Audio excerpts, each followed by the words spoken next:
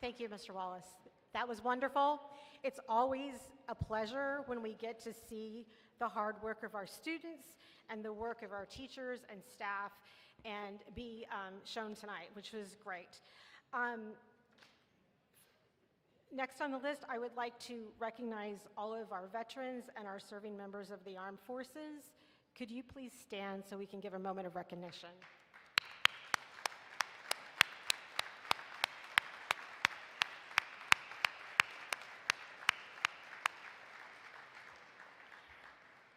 We do that at every meeting, but I'm always taken back at how many members in our community have served. It's very, very admirable.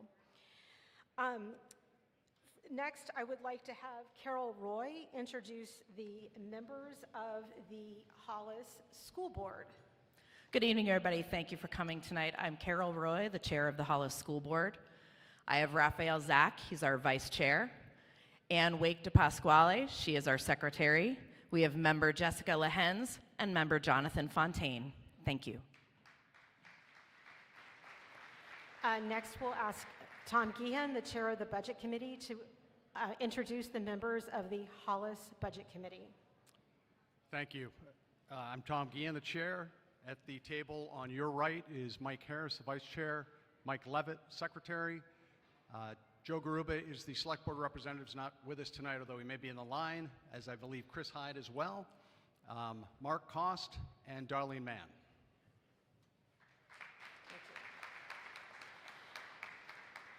I would like to ask our new superintendent, Gina Bergskog, to introduce SAU staff that are with us tonight.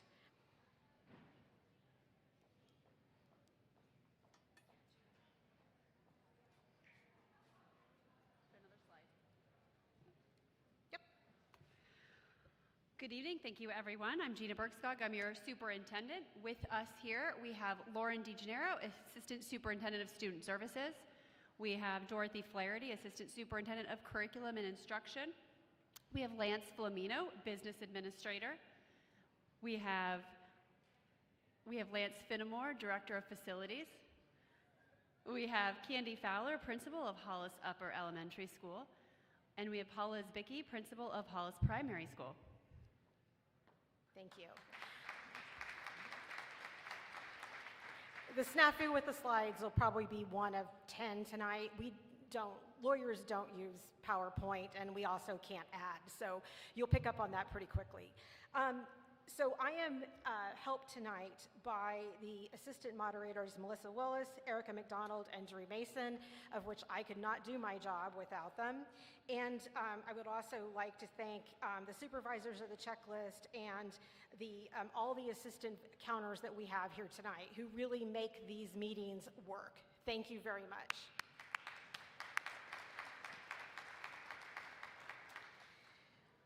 All right, so the couple of administrative announcements.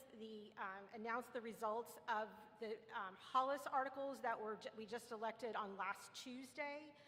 There were two members that were elected to a 3-year term of the school board. Ann and Rafi were reelected. There were two members of the budget committee that were reelected for a 3-year term, Darlene and Mike. And Diane Levitt has been elected as the school district clerk, and the school district treasurer is Claudia Dufresne. And just in case you didn't realize, there's 2 opportunities to have fun like this week. On Thursday night, the co-op meeting is going to be right back here at 6:30 p.m. The first order of business that we have tonight is setting the rules of the meeting.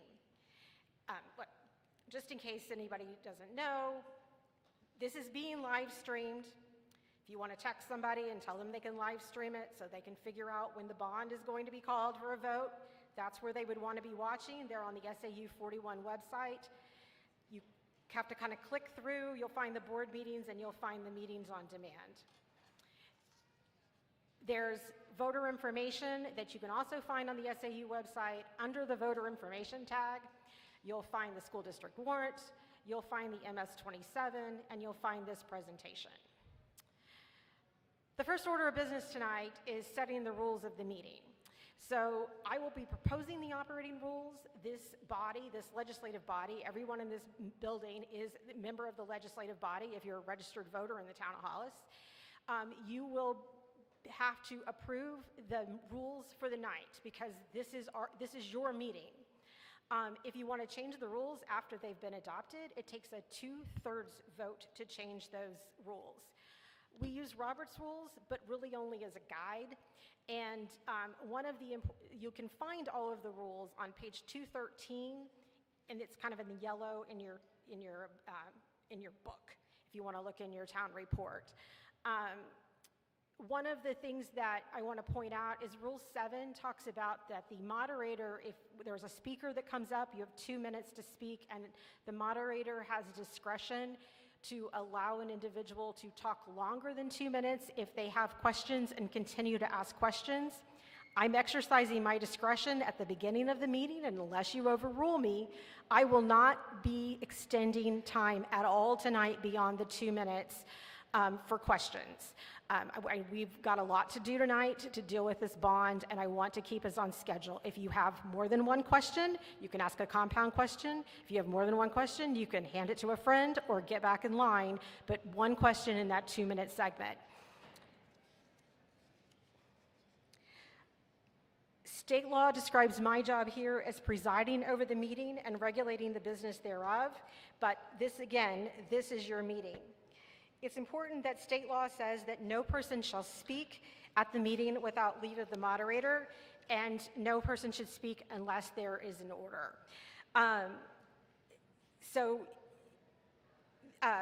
We can change the rules, but we can't change anything that is state law. One of the things that changed between last year's meeting and now is the amount of time that we have to give to petition warrant articles. In the past, that has been something that was a rule that this body could set, and we typically set it at 5 minutes. The law changed last year, and the petitioner now gets a 10-minute presentation for any petition warrant articles. We only have one tonight's meeting, so that will be good.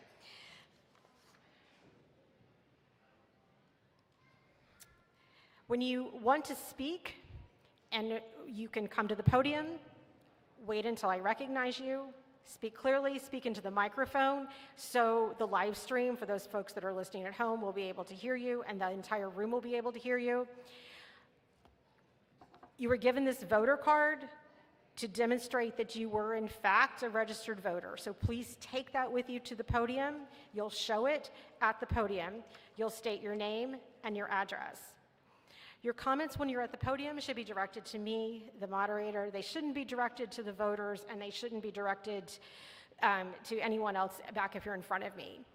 Speak only once until others have had an opportunity to speak.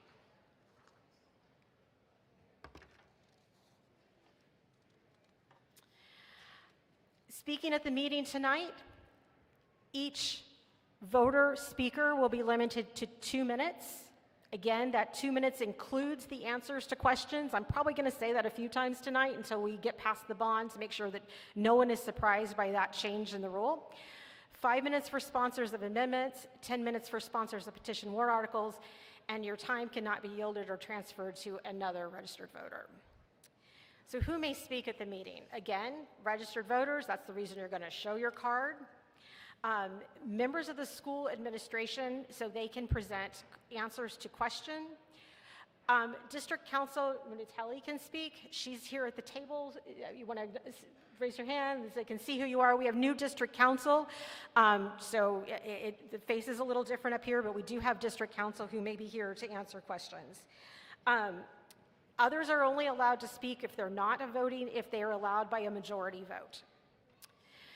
Again, I'm going to try to keep order here. No person is allowed to speak without leave of the moderator, and and all persons shall be silent at the desire of the moderator. I hope I don't need to exercise that rule tonight and ask for people to be quiet, but hopefully we all have a high level of decorum and professionalism tonight as we work through the articles on the warrant. If you have a point of order and you are concerned that you need to bring something to my attention because I'm not following the rules of the meeting as they were set, that is something you can say, point of order. That can be done at any time. The only purpose for doing that is to appeal my ruling. It's not for questions or motions, and you need to indicate to me what rule has not been followed. And then I can take that under advisement as to whether I agree. There may be amendments to articles on the warrant. If you have an amendment, if it's more than a couple of words, please write it down so I can make sure that I have it correctly, the voters can make sure that they can hear it, and also the clerk can make sure that when she's doing the minutes that we have the amendment or the proposed amendment correct. Bring it to me when it's proposed. Dollar amounts are just final amounts, so don't do 10%, give us a whole number. And budget amendments can only affect the bottom line unless you're zeroing out a line item. So the budget is a final number, is the operating budget as it's been proposed by the Budget Committee on the MS 27 shows how the governing body plans, or the 27 for the Hollis School District, how the governing body plans to spend the money, and actual discretion of the vote, or how that money is spent, is of the governing body. With one exception is if a line item is zeroed out by this body, then the governing body cannot use money for that item. Other than that, the budget is a bottom line. Just want to take a second. I know you guys are all trying to come in. I know you're all still trying to get registered. If we can just, I can hear you in the back, or coming from the back. If we can just try to keep the noise volume to a bare minimum if we can, so we can get through the rules, so we can have the meeting go as promptly as we can. In order to end debate, you can only ask a motion to end debate after you've been waiting in line. That motion is not debatable. You may not make that motion after you've made a speech, and the moderator may find that that motion is out of order if not sufficient people have had an opportunity to debate. Ending debate requires a 2/3 vote in order to pass, so if 2/3 of you want to end debate, we will end debate. Another motion that is often brought up at town meetings is a motion to table. The purpose of that is to pause consideration of an article. It must be brought to the floor first. So if new folks, it means that I at least need to read the article and announce that that article is open to the meeting. That motion to table is not debatable, just requires a simple majority. If we have an article that has been put on the table, that can be taken off the table by a simple majority. And it can be restricted from reconsideration. A motion to reconsider.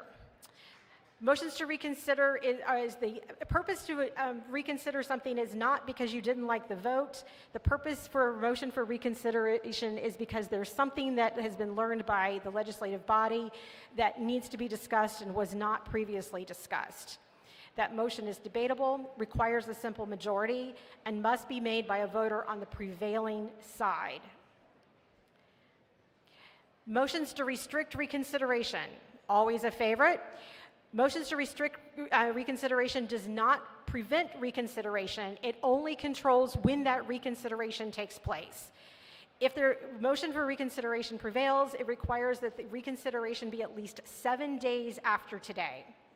It can be applied to any previous vote, is not debatable, and in order to make a motion to restrict reconsideration, you have to have the floor, and that can only be passed once a vote has been declared. So you can't decide to restrict reconsideration before we have counted the votes. It is unnecessary to restrict reconsideration on the bond vote because it can only be reconsidered after 7 days. The order of the articles will be taken up in the order that they are unless there is a motion to change the order. The bond article must be acted on first. So the first thing we're going to take up is the bond, and it must be acted on before we can move on to another article. We must act on all the articles one way or the other before the end of the meeting, And the order, if you would like to change the order of the articles, requires a 2/3 vote. If appealing to the moderator, if you believe that my interpretation of the rules is incorrect and you would like to appeal, you should make that point of order immediately after I have made the ruling to challenge the ruling.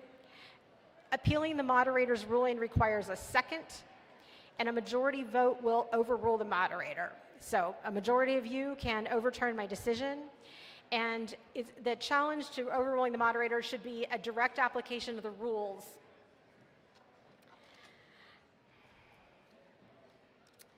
So the first, I've had so many of you out. Yeah, the line is really long. Yeah, I mean, this is great. We rarely get a full house for a Hollis School District meeting. And I am very glad that we have this kind of turnout. All right, I'm going to tempted to try to just take the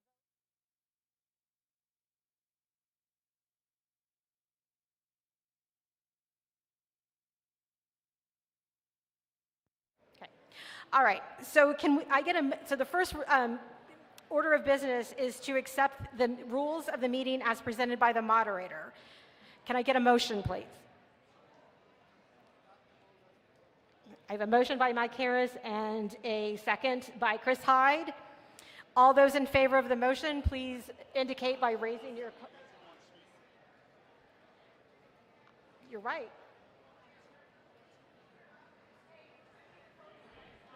I had too many people in front. Yeah. All right. I'm going to need lines not to come down the middle. Are you all looking for a middle letter? All right. So because of where you were standing, I'm sorry, these guys had to help me out. I did not realize he was at the podium. So can we just kind of push you guys to the side, or even like cue you guys up over here, sort of like we would, just so we get some room to the podium? Good to see you. I'm well. What's that? You're welcome. It looks like it might have collected a few people. Okay. I don't know. I think we got to. All right. The mic working now? Yes. We can. Melinda's trying to part the waters. All right, Mr. Garuba. Okay, I believe the motion is on the floor already. So is it? Am I in order to offer an amendment at this moment? I will rule that you are. You would not normally be with a motion that's already been seconded, but because I did not see you at the podium, I will allow you to make the motion. Thank you. Madam Moderator, I move that we amend rule number 26 on page 214 of our books. And my amendment is to change the ending of that rule. It currently says, if the motion passes, all debate ceases, and the underlying motion is brought to a vote. So my amendment is to add the words, all debate ceases, and the underlying motion is brought to a vote after all voters waiting in line have had at least 1 minute to speak. Okay, okay, so that's his motion. Does it have a second? He does have a second. All those in favor? May I speak to my motion, Madam Chair? You may. Thank you. Can I get the name of the second that was up there? Okay, thank you. Okay, this meeting represents an opportunity for all of our residents to be heard. It's an opportunity for us to come together and to collectively decide on the best path forward for our town. I believe that if residents have prepared a speech and are waiting online, we should be sure to allow them the opportunity to be heard. So please vote in favor of this motion. Okay. Is there anyone else in line for the purpose of speaking to the amendment?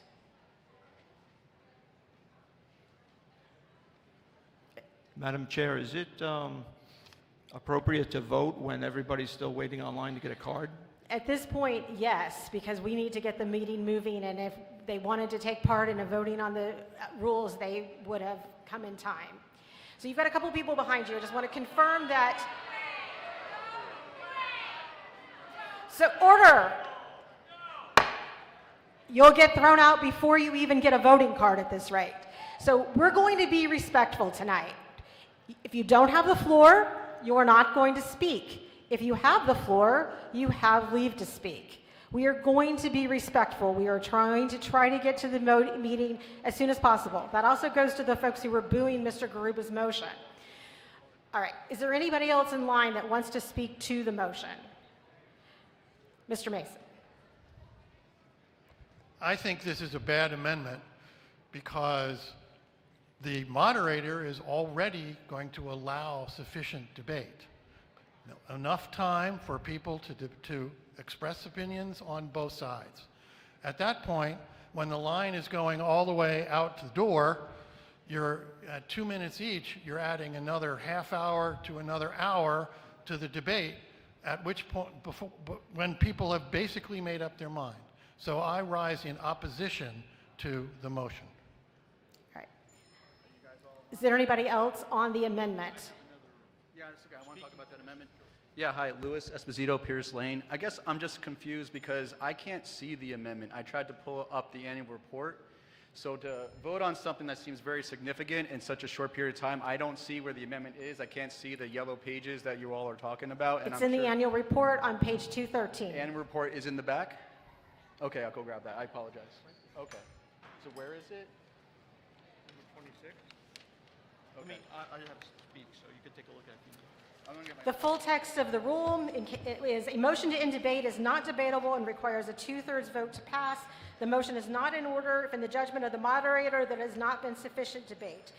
To be fair to all voters, the motion may not be made after a speech. The motion may be only made after standing in line. If the motion passes, all debate ceases until the underlying motion is brought to a vote.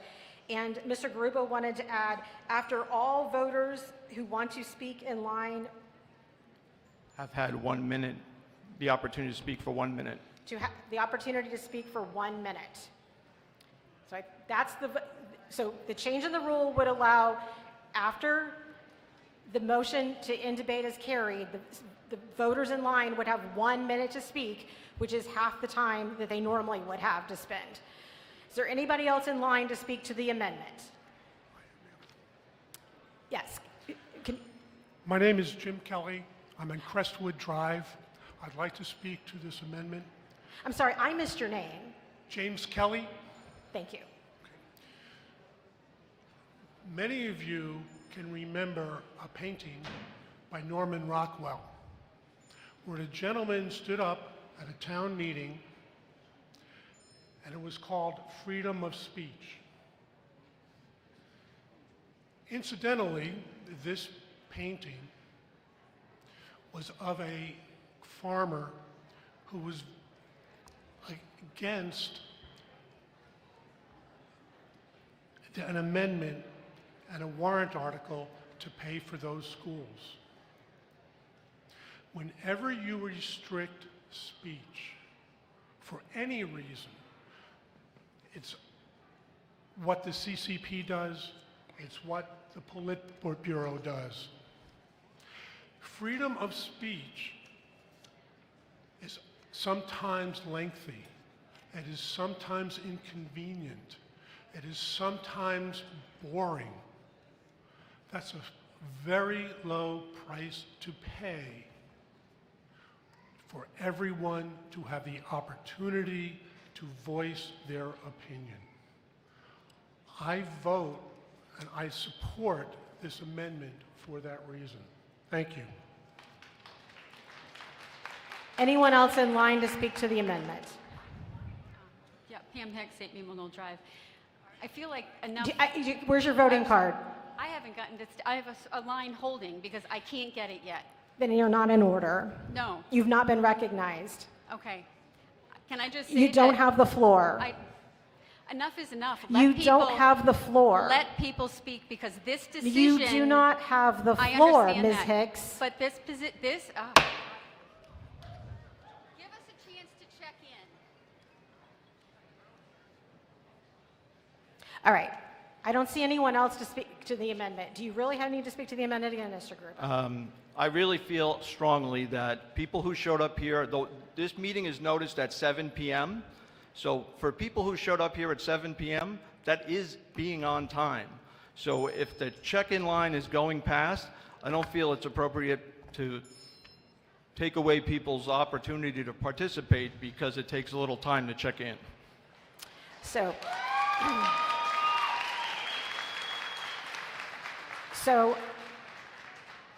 I am going to rule that it is an appropriate time to vote on the amendment. All those in favor of the amendment, please raise your hands.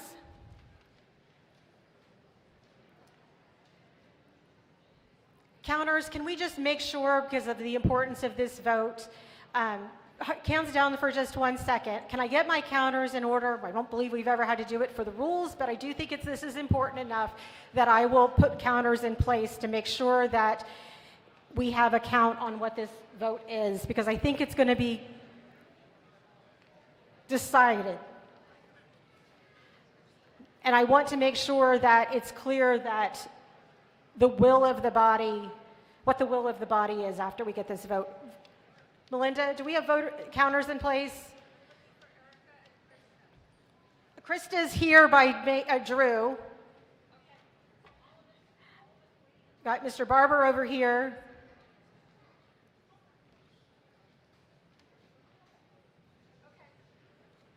Okay. All right, you guys, we're good? Okay, again, thank you. All those in favor, please raise your cards.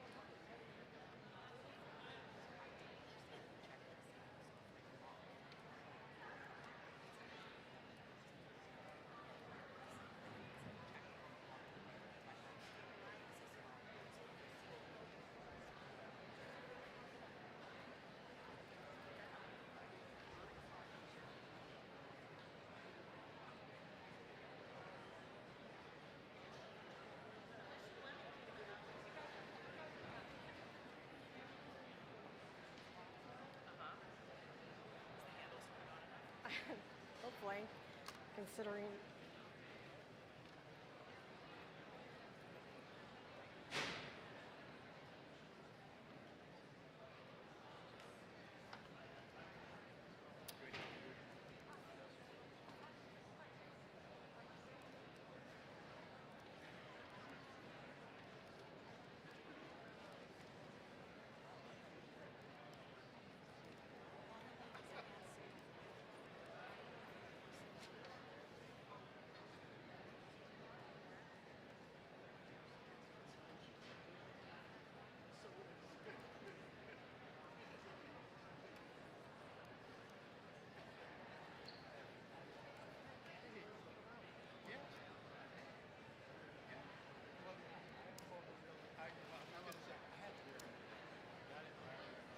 All right.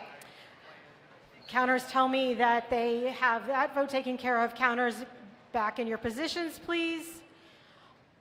All those opposed to the amendment, raise your cards. Keep your hands up until your counter has given you an indication that they have finished your section. Who's got the front of the room, Melinda?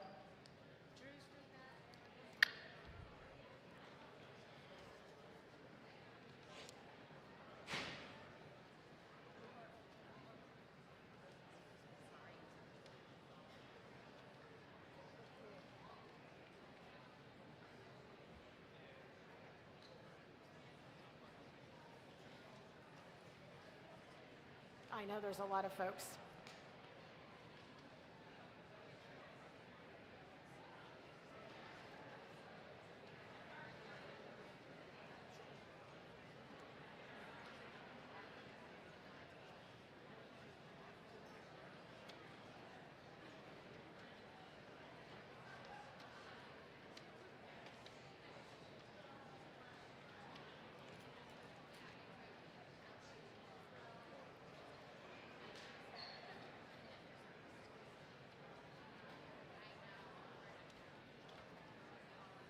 I have 3 on the school board and 29 in this section.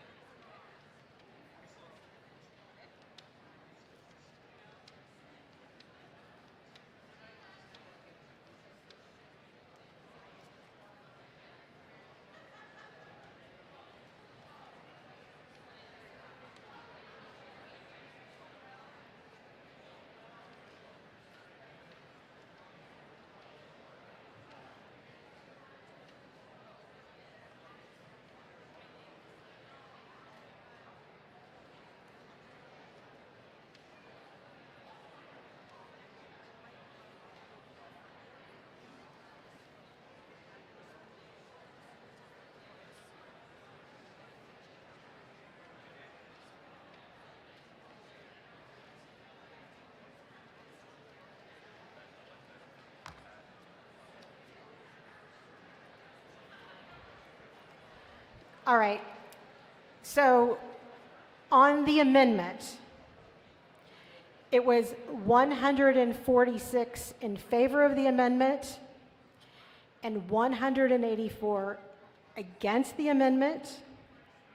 Because of the number of people that I see stretched out, I'm going to give a 10-minute recess, but I'm going to gavel this meeting back in at 7:45. So if you don't have your card by 7:45, which is an hour after this meeting started, you will not be able to take part in the vote, whatever vote comes up next. And I will entertain another motion on this amendment, which is not typical, but I will based upon the number of people that we still have waiting. So again, 10-minute recess, 7:45, I'm going to gavel back in the meeting.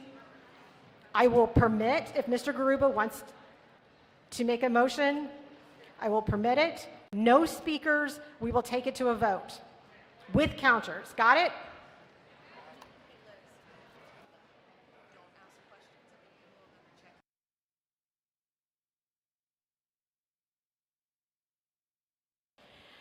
So folks, we got a lot of new people. So if we can maybe quicken the line back there. If you haven't been here to town meeting before and you're not sure what's going on, quickly check yourself in. And then if you'll go to that back left table where you see Erica back there with the red shirt, either she or Melinda Willis, who's up here in the right, in the front, or Drew Mason, who I can't see right now, but either you can go to the back corner or the front and you can come and get a quick lesson in town meeting. They can answer your questions, but try to not be asking questions of the folks at the table so they can get as many people through the line as possible in the next 10 minutes.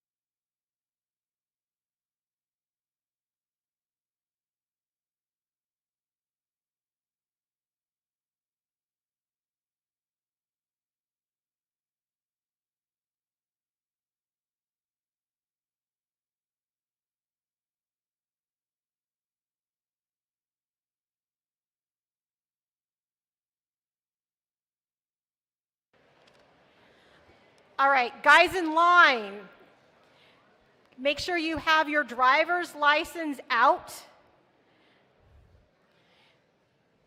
And if you don't have your driver's license, you're going to need to, again, come meet one of my assistant moderators who can try to find somebody who can verify your identity. But make sure you have your driver's license out. That will make it much quicker to get you your voting cards, okay?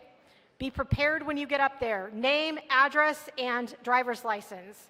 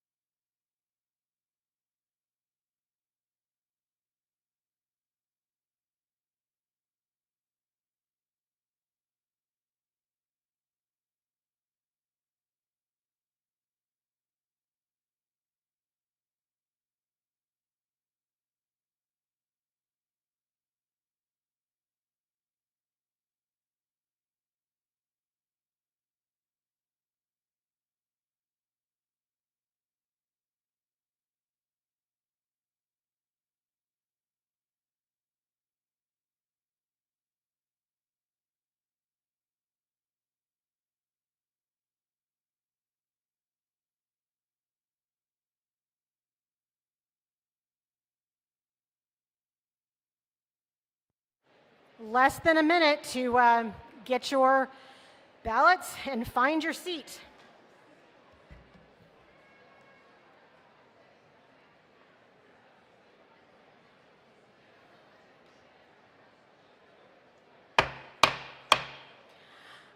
Silence in the meeting, please. Silence in the meeting hall. I know there's still lots of people in the back. We gave a 10-minute recess. It is now 7:45, 45 minutes past the time that this meeting was noticed. So, I don't see Mr. Garuba. Maybe Mr. Garuba no longer wants to make his motion. I see him now. First time he had somebody standing in front of him, and this time he was sitting down. Mr. Garuba, would you like to make your motion again?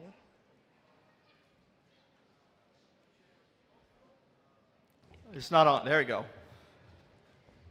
Okay. Madam Moderator, I move that we amend rule number 26 on page 214 of the guidebook. I move that we amend it by adding the words, "after all voters have had a chance to speak for at least 1 minute."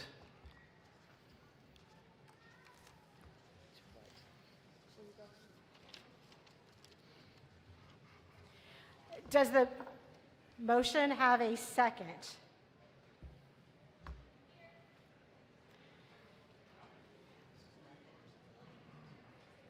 Pardon? Again, Diane, do you have to second? Do you have her name up top? Okay, all right. Okay. Counters? Oh, Let's one- use you. 1 second. I said I would let you make your motion again. I said there was not going to be any speaking to it. Okay, I'm sorry, I didn't hear you. Thank you, sorry. Thank you, Madam Yeah, Moderator. all right. Counters, can we take your places, please?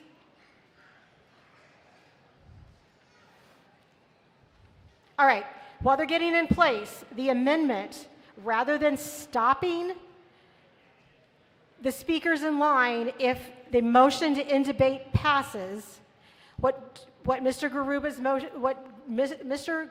amendment would do to the rule would mean that we would have a motion to end debate, it would be seconded, it would be successful. It would take 2/3 of the room to end debate.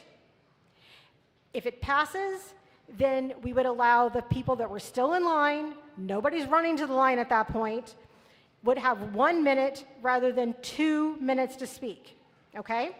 So it would still require 2/3 vote to end debate.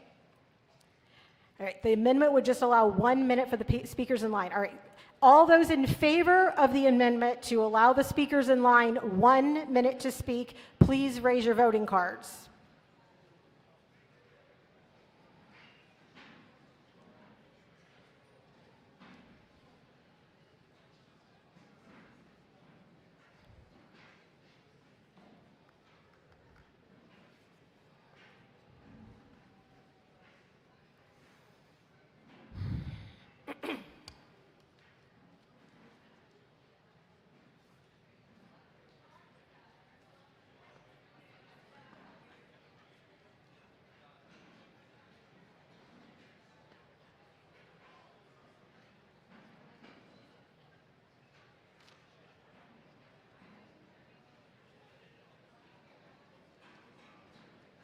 Keep them up because I have not got the sign yet.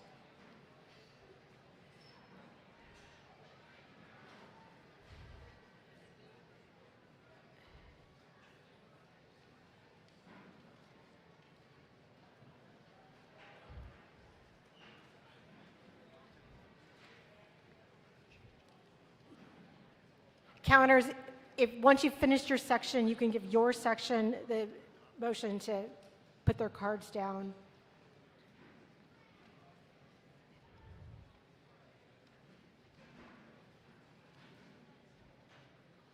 I've lost track of Melinda. Thank you.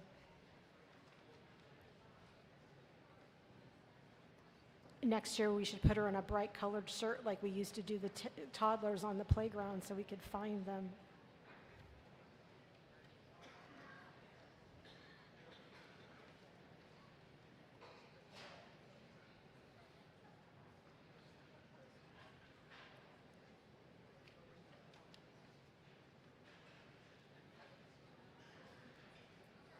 Okay, I have the signal. All right. All those opposed to the amendment, please raise your voting cards. Keep them up until the counter for your section has given you the sign that you've been counted.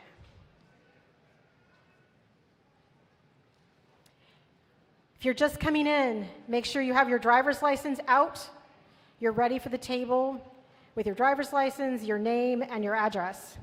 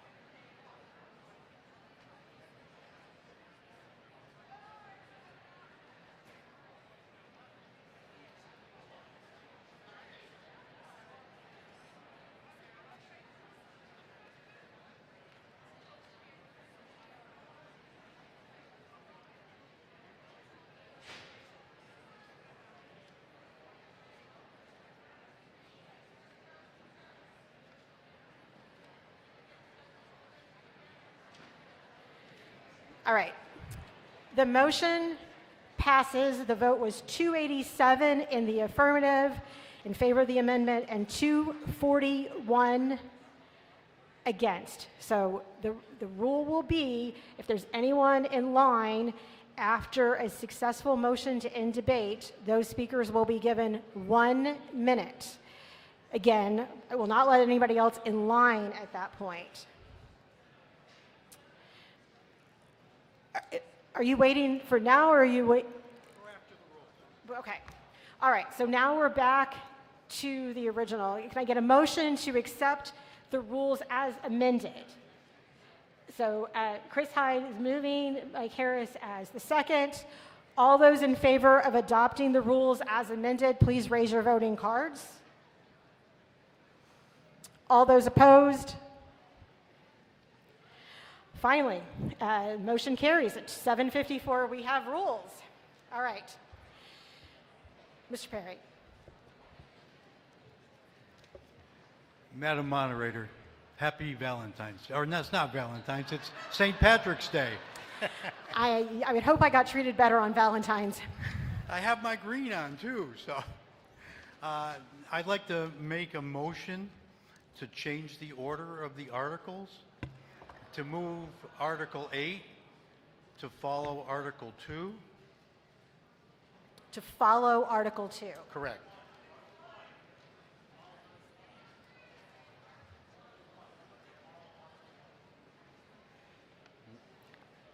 Are you unclear what your motion is? No? You want it to be the third article tonight. I apologize. It would be follow Article 1. Okay, 8 to actually be second in line after Article 1. okay. I'm afraid, I'm not sure what, I can't really read so do you have a second to your motion? Where did that come from? Okay. John, the board chair. All right, I've got a motion, a second. Counters, I hate to do this, but I'm concerned that this is going to be another one of those. So let's go ahead and get you in place.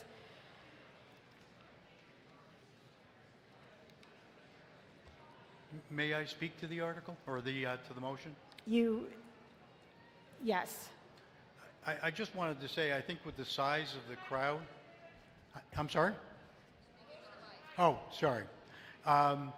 That I think with the size of the gathering that we have here today, that the most number of people will be able to participate in both the bond vote and the school budget vote, and therefore having it earlier in the agenda, I think would be advantageous for that. Okay. Counters, are you in position to take the...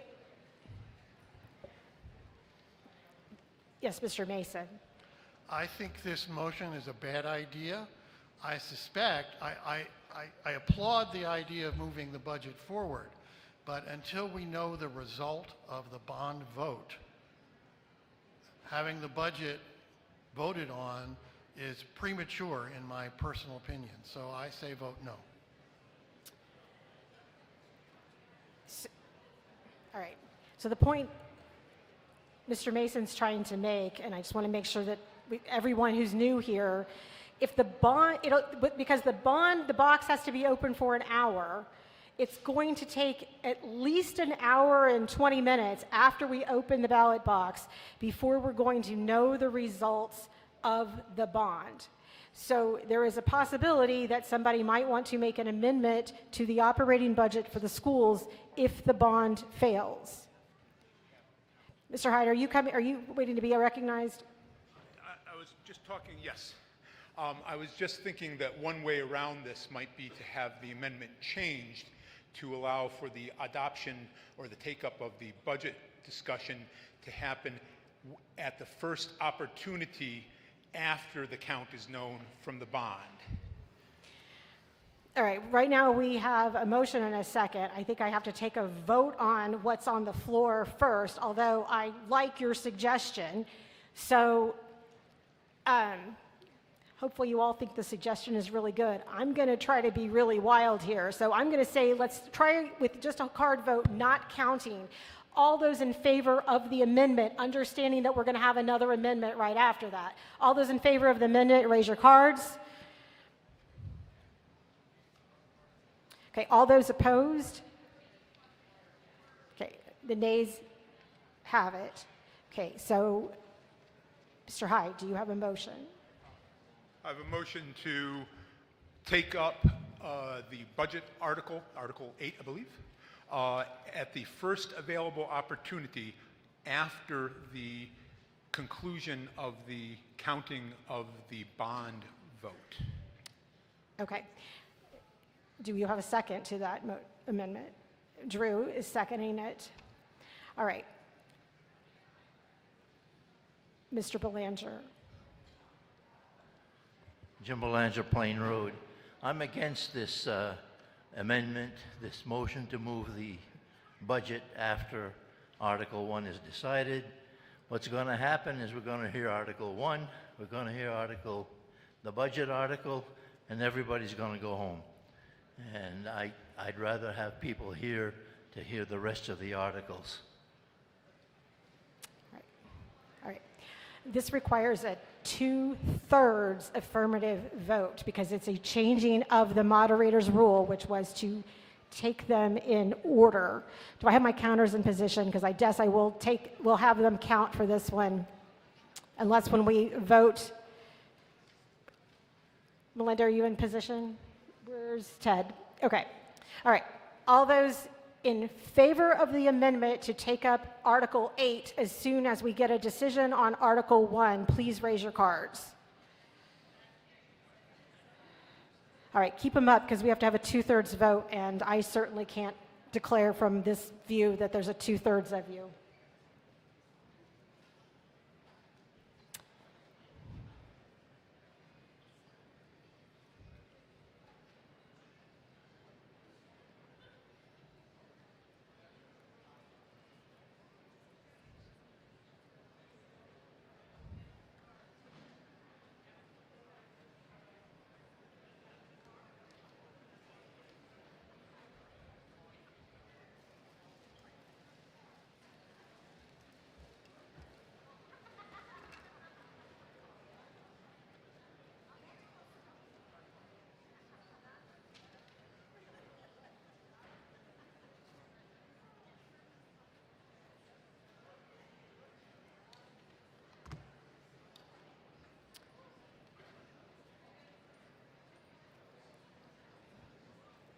Counters, when you can release your voters, can you?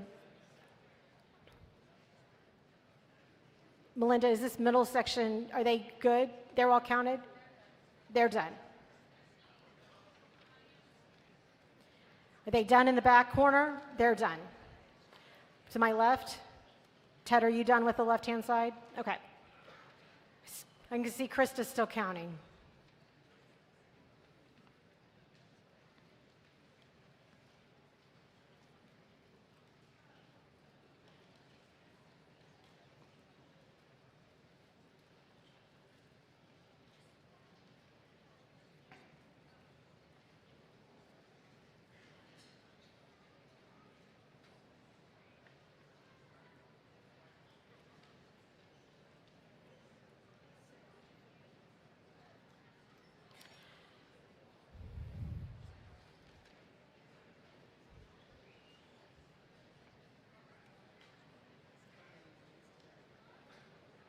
Emily Wise.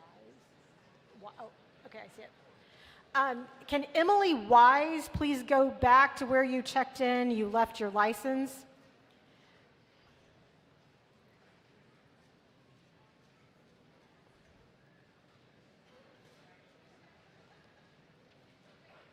Okay. Voters get back, or counters get back in position. All those opposed to the amendment, please raise your voting cards. That would permit all of the articles to be handled in the order that they are on the warrant. Yeah.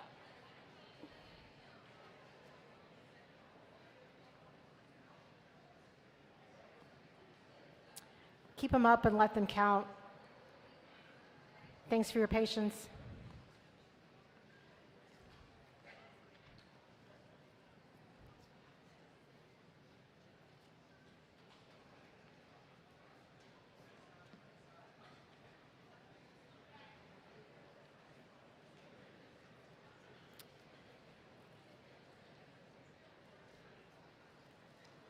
It's a lot easier to determine a simple majority than it is a 2/3 vote from here with hand cards. It all kind of blurs together.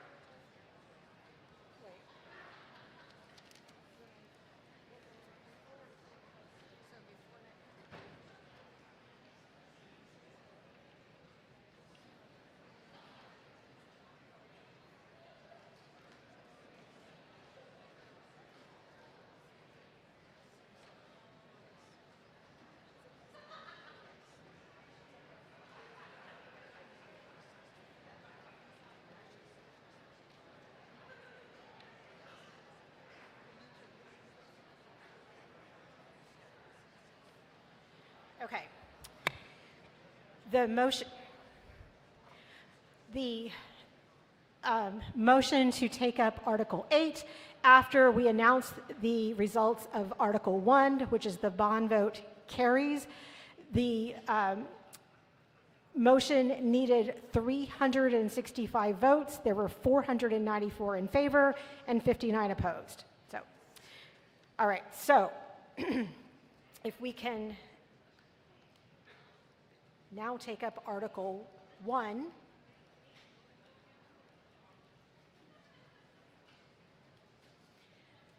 Actually, Mr. Gehan, do you have a presentation?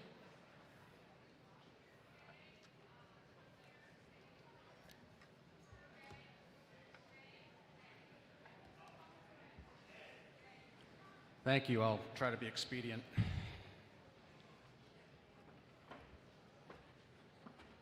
The first item, this came up at the town meeting, and want to stress this tonight. You'll find if you attended or reviewed the presentation from the public hearings, the tax impacts that are calculated on some of these warrant articles has changed. And the reason for that is summarized in this slide. I, as the chair of the Hollis Budget Committee, works closely with the Co-op Budget Committee chair, who actually is Darlene Mann, who happens to be on the Hollis Budget Committee as well, to coordinate so that you see calculations and concepts in the same way, whether you're at the co-op meeting or at the Hollis School District meeting or the town meeting. We had some question as to the calculation, and we got guidance last week from the Department of Revenue Administration, which is the tax authority in New Hampshire. We decided that we realized we're not in compliance in prior years, and we decided that despite being midstream between public hearing and town meeting and annual school district meetings, we needed to make the change so that we're compliant with direction from the state. You can see at the bottom inset slides, the tax base for calculating the rate per the DRA is the prior year, so 2025 valuation of the tax base. What we had done historically was add 1% with an assumption for growth. Second bullet is revenue offsets can only be credited to articles that generate revenue. Previously, we had spread that proportionally to all the articles that appropriate money. And finally, the last point is the estimated tax changes as a result of these two changes were overwhelmingly the result of the change in the valuation.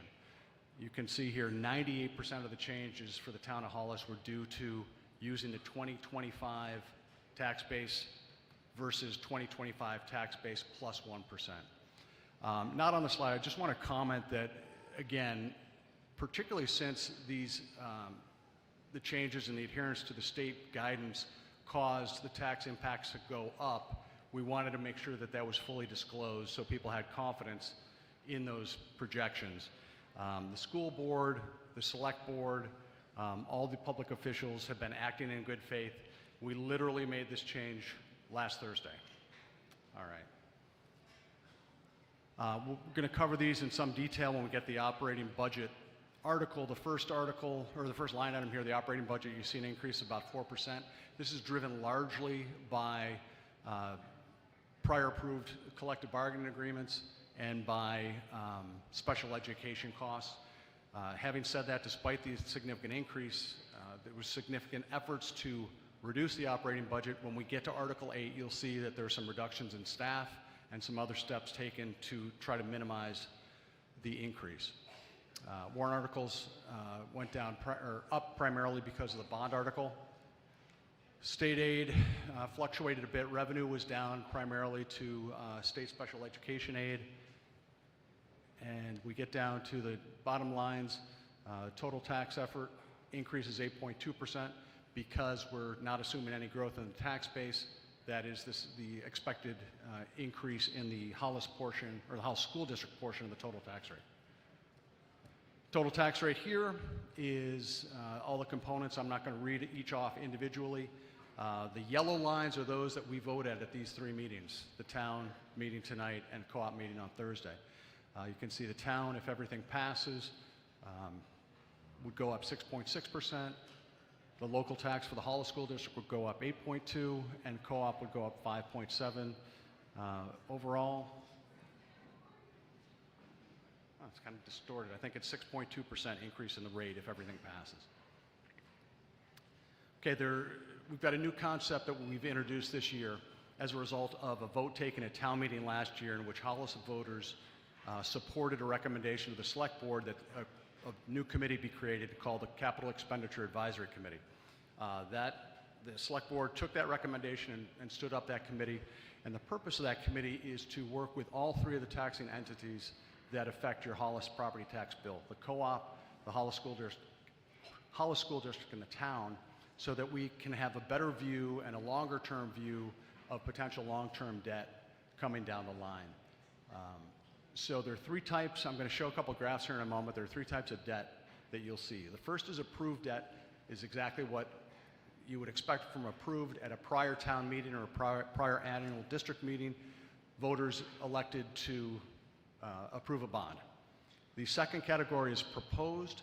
Those are the long-term debt articles that are this year.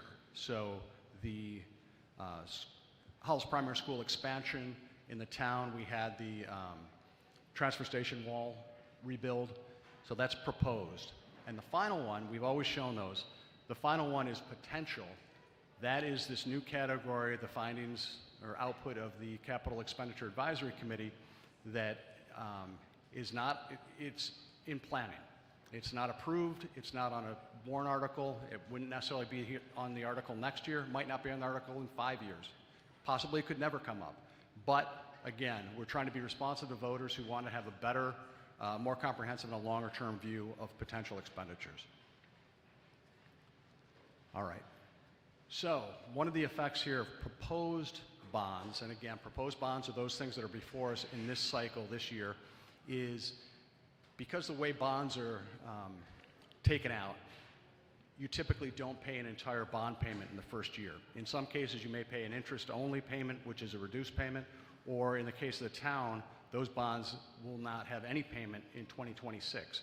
So as a result, when the tax impact is calculated, and again, we have to follow the guidance from DRA, from the state, as to how we calculate that, we, in a sense, underestimate the impact. So what we have here is the impact as stated in this year's meetings, and in yellow you see what it would be if we had a full bond payment in the year. So you can see that the town, the calculated rate is $455. If we were paying a full bond payment on the transfer station wall and the solar array for DPW, that would be a $4.68, so about 3% higher than the tax impacts are stated. Same thing with the Hollis School District, the HPS bond. This isn't quite as big a bite because there is an interest payment contemplated for this year if it passes. So instead of the rate going up 8.1%, it would go up 14.8%. Hold on, Tom, just 1 second. While we adjust the slides so folks can see, it's been cut off at the bottom. Oh, okay. Just give them a I'm second, sorry. see if they can, no, I didn't notice and Darlene noticed, and so just give them a second to see Yep. if they can adjust it so folks can see before we move on.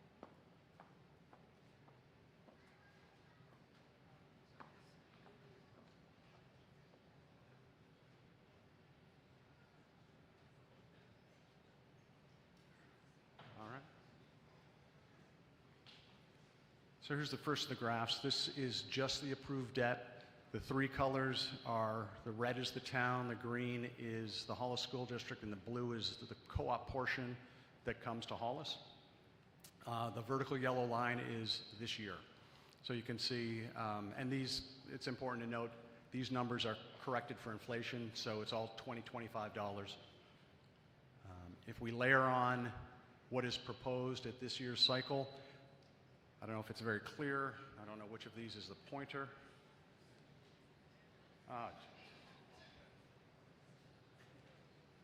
Okay, hey, it's centered. I'm not going to try to use a pointer. The narrow red region in checks is the transfer station bond and the DPW solar array, which were approved Saturday. And the green diamond section is the bond that is being discussed tonight. And finally, this is the work of the, or outcome of the work of the Capital Advisory Committee. These are bonds that could come forward at some point in the future. They've been slotted into different time frames.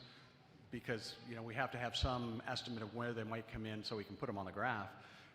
You can see 3 bunches there. First is a land acquisition, and again, 97% of this purple region is due to a prospective or prospective public safety complex in the town.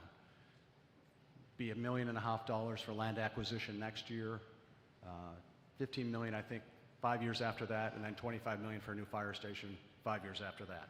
Again, that's in planning stage, but we want voters to be aware of what might happen in the future.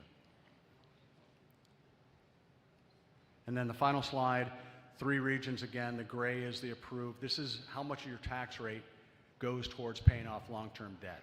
So it's a percentage of the tax bill. So you can see the gray peak to the left side of the graph reaches almost 12%. That was back around 2003, I think. About 12% of the tax bill went to paying off bonds. It's come down steadily.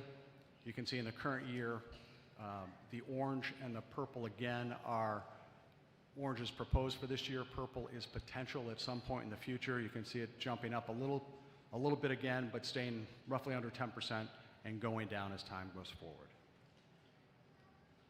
Thank you.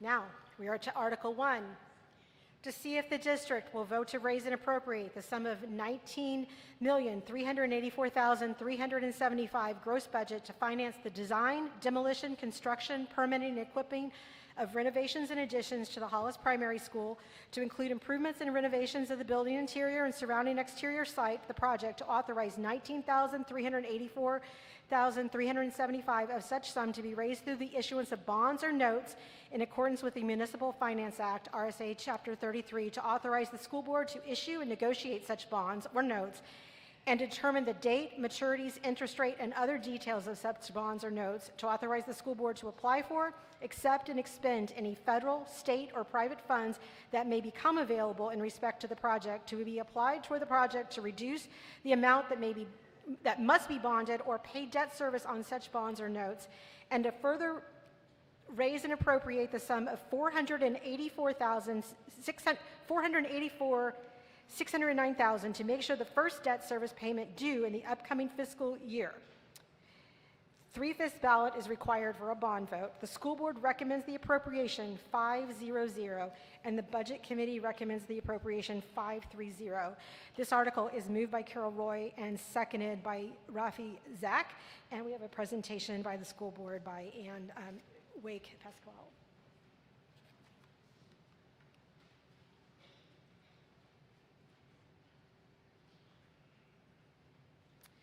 Can you go just 1 second? I need to, let me just read. The estimated tax impact, as you can see from the slide, is 21 cents per thousand, and that's roughly $155 for $745,000 average home. That is the first year of the bond. Thank you. Thank you, Ann. Well, good evening, everyone. I see a lot of green out in the audience, so thank you for choosing to share your St. Patrick's Day with us. Let's get started, shall we? We're going to start tonight with a video to summarize the situation at the school. I want to begin by saying there are 2 mistakes in this video. The first one is a statement that the building was built in 1957. That was actually the first expansion. This building was built in 1952, and that the latest addition was in 1978. That's what's in the purple. In the video, it says 1976. So without further ado, let's get started.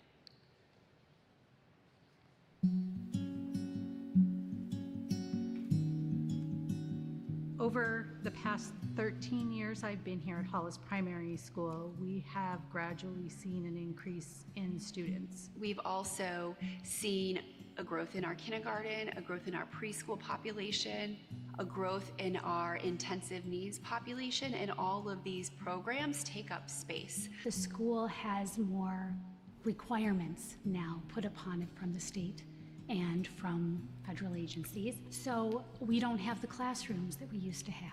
Those classrooms go to things like occupational therapy, speech therapy. We have been doing everything that we can to use every possible inch of the building. we are just busting at the seams and we have nowhere else to go. We used to have a very beautiful library that was really the heart of the school.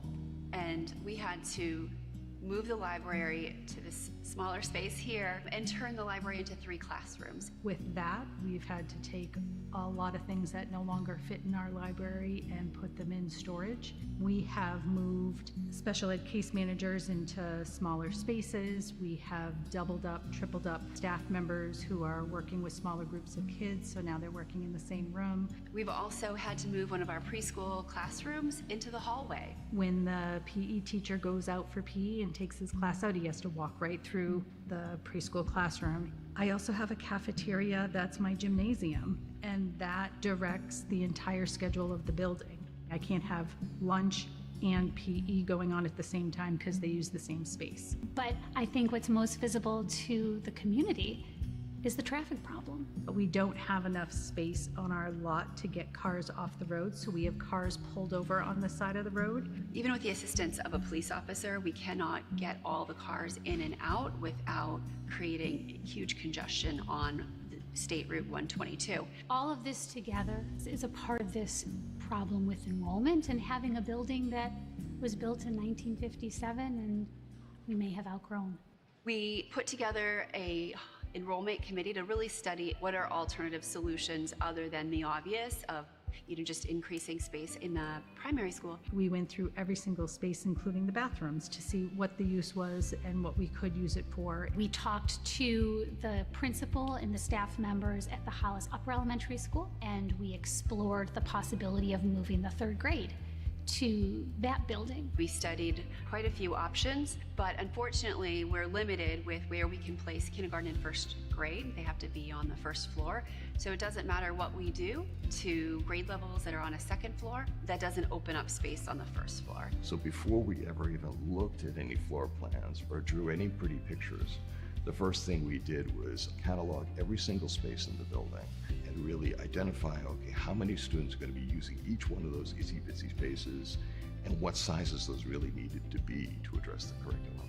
We took that document, which was so carefully vetted by the enrollment committee and the administration, and then translated that into the plans. The proposed gym can fit a middle school basketball court. We have a panelized, movable partition that goes down the middle of it. We can have a lunch in the cafeteria on one side, and on the other half, we can have physical education. It just makes for a building schedule based on academic needs and not a building schedule based on when I can have lunch. This project also has thoroughly examined better ways to fit more cars on the property and off of the street to allow for better flow of traffic. I'm excited about our music teacher having the space that she will need. I'm excited about our PE teacher having the space he will need. I'm excited about inviting our community into our multi-purpose room where I can say, we're having a Veterans Day assembly, please come. So we've done a lot of work in this building. We put solar panels on, HVAC work. But for the most part, the actual shape of the building and the size of the building have not been altered since 1976, I believe. That's what makes this project unique, because now we're going to be addressing enrollment needs and projections to really right-size the building looking toward the future. We have done everything that we can to use every possible space in here. We have cleared out closets to make them offices. We have moved people in with other people to make sure that we are using our space as we can. We understand that a lot has been asked of the town of Hollis. We would not be making this ask if we didn't think it was absolutely necessary. I would like for voters to know that at every single possible stage of this process, we have taken into consideration so many possible solutions. I've been on many committees here to further bonds, projects, whatnot, and this is the most thorough committee I've ever been a part of. And I feel really comfortable with presenting the best possible option. It would be amazing to come in and not have to do a jigsaw puzzle of who's going where, what programming am I going to have to eliminate. It's so much time spent on this jigsaw puzzle that could be better spent on the curriculum, the academics, the students. We want to start planning, we want to start creating, we want to start doing for our students.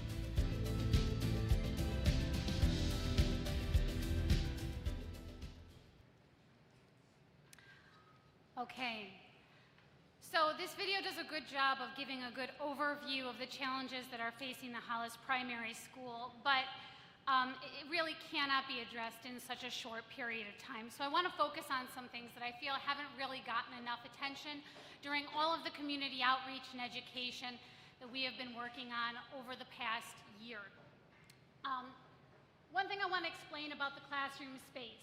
This summer, we ended up realizing that we were going to have a much bigger kindergarten class than was projected. And so in the middle of the summer, we had to make that snap decision to add a classroom and a teacher. That took our 4 case managers, and we had to put them into administrative offices. The administration moved into a corridor, it was filmed there, that's meant to be for a copy room and a passway from the main office to a hallway. We have 3 administrators there that have no confidentiality or privacy when speaking with students. But the case managers are people in our school that work with our most vulnerable children. These are kids who have specialized needs in their learning, but also they are the most susceptible to distractions. And so we pull them out of the general education classroom and we give them this specialized instruction to improve opportunities for them. But by cramming the children into this small space that was never meant to be an educational space, this past year we have not been giving them the optimal learning opportunity that they deserve. The library, that was converted in FY25 to 3 classrooms. That is a place where we used to offer enrichment opportunities for our children.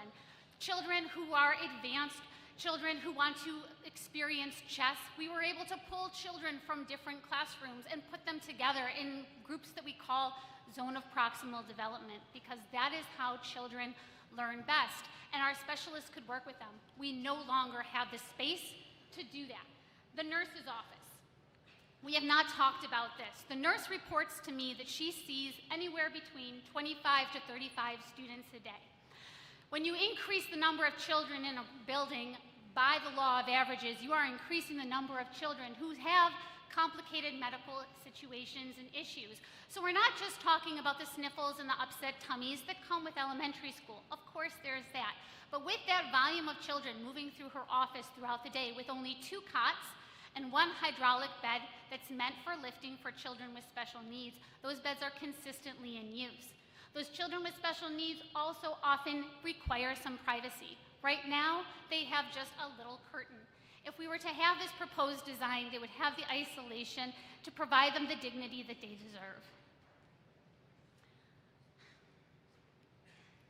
Safety concerns have not been spoken about enough with this project. So we, of course, have talked about the cars lined up on 122. While it is common in any town, in any municipality, to have some slowdowns during drop-off and pickup around a school, we have all these cars on the road. We have cars that end up having to jump in and out trying to get into the school. We have a school resource officer there directing traffic, and he and our teachers regularly witness the near misses that happen daily, and also the danger that they put themselves in by being on that road. The proposed plan would alleviate some of that congestion by getting those cars off of Route 122. Our outdated entrance is another concern. It does not meet Department of Homeland Security standards. Part of this proposal is going to allow that double buzz system that we have in places like the upper elementary school that makes our children safer. During pickup and drop-off, we have no fire lane. So if there were to be an emergency on that campus with children, staff, or guests, that could cost minutes getting our first responders onto the campus. If you are like me and you have ever witnessed an emergency of that caliber, you know minutes can be the difference in somebody's life. Lastly is vulnerability. This we also have not talked about enough. I'm going to jump ahead a couple slides here to show you what I'm talking about. Here is our existing building. When we have deliveries for our cafeteria, which is located here, delivery trucks drivers have to come up to our entrance where our office staff is way back here trying to assert the identification of people here. They bring their deliveries where a door is propped open, and they have to walk down this hallway where all of our children are to make their deliveries to the kitchen. And then they go back, get more, and do it again. If we had a more updated system like most schools do today for safety, those delivery trucks would never have to breach an entrance. They would come around the outside and come right here. So the next thing I need you to understand is that every step of this project, one of the ethics of our community, of our committee, in addition to transparency, has been looking at everything from a value perspective. We want to make sure that Hollis taxpayers are getting the most for their dollars. With that, last year the town authorized us to spend $164,400 to perform this study so that we could present the extremely comprehensive designs that we are presenting to you today. We put out requests for proposals, we had a rigorous bidding process, and we ultimately chose Banwell Architects, if you want to raise your hand, Brad, Fussin O'Neill Civil Engineers, and EEI, Energy Efficient Investments, to help us with this. These were chosen for multiple reasons, and it's all documented through Hollis School Board and Hollis Budget Committee meetings. But we have had experience with Banwell and with EEI in the past in projects with the SAU, and they have a history of not only delivering a quality product, but a product under budget. So according to BudCom and their calculations, starting in fiscal year 28, which will be the most expensive year of the bond, and subsequent years, that will fall, those amounts will be diminishing over time. In FY28, the average home in Hollis will be paying about $1.25 a day. So what do you get for $1.25 a day? With this proposed design, you get that enhanced office that we talked about here, the enhanced security entrance that is up to the standards of the Department of Homeland Security. This is where the current multi-purpose room is. You're going to be getting about 12,500 square feet of renovation. That's going to give us classrooms here and a classroom space here, and it's going to fill in that space where the pre-K is right now with actual usable educational space. We'll then have about 18,950 square feet of new build. That's these classrooms here, and that's this suite over here. I know that some people have been concerned about the multi-purpose room and its size. In the video, you heard it said that it could fit a middle school-sized basketball court. Let me be clear, that is not the reason why that size was chosen. That size was chosen because of the dual purpose or the multi-purpose of that room. This is a size that allows for this dotted line here, as explained by Brad in the video, for a partition. Because of that partition, lunch can be happening here, and PE can be happening here. Lunch here will be for our upper students, second, third graders, while our little ones are having PE. When lunch is over, we will have the space in our schedule to then allow our older children to use the entire space. We then have the relocated kitchen and any equipment that we have currently, most of that is able to be reused. We don't have to buy everything anew. We have a dedicated library space, so we won't have to worry anymore about that going away, because that is on the table if this is not approved today, because we need the space. And we would have a dedicated art and music with appropriate storage. Something else that we would be getting here is going to be updated septic.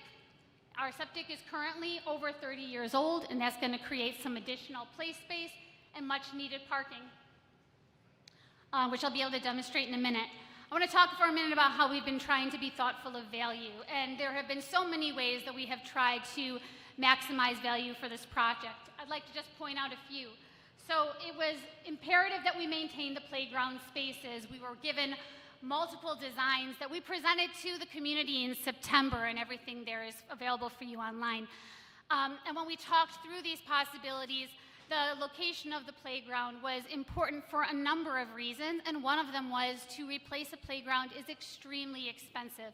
And so we're able to maintain that, our nature trails, and above ground propane instead of burying it, which is typical these days, but it's not a need, so we are not doing it. Our sufficient classroom space should last for many, many years.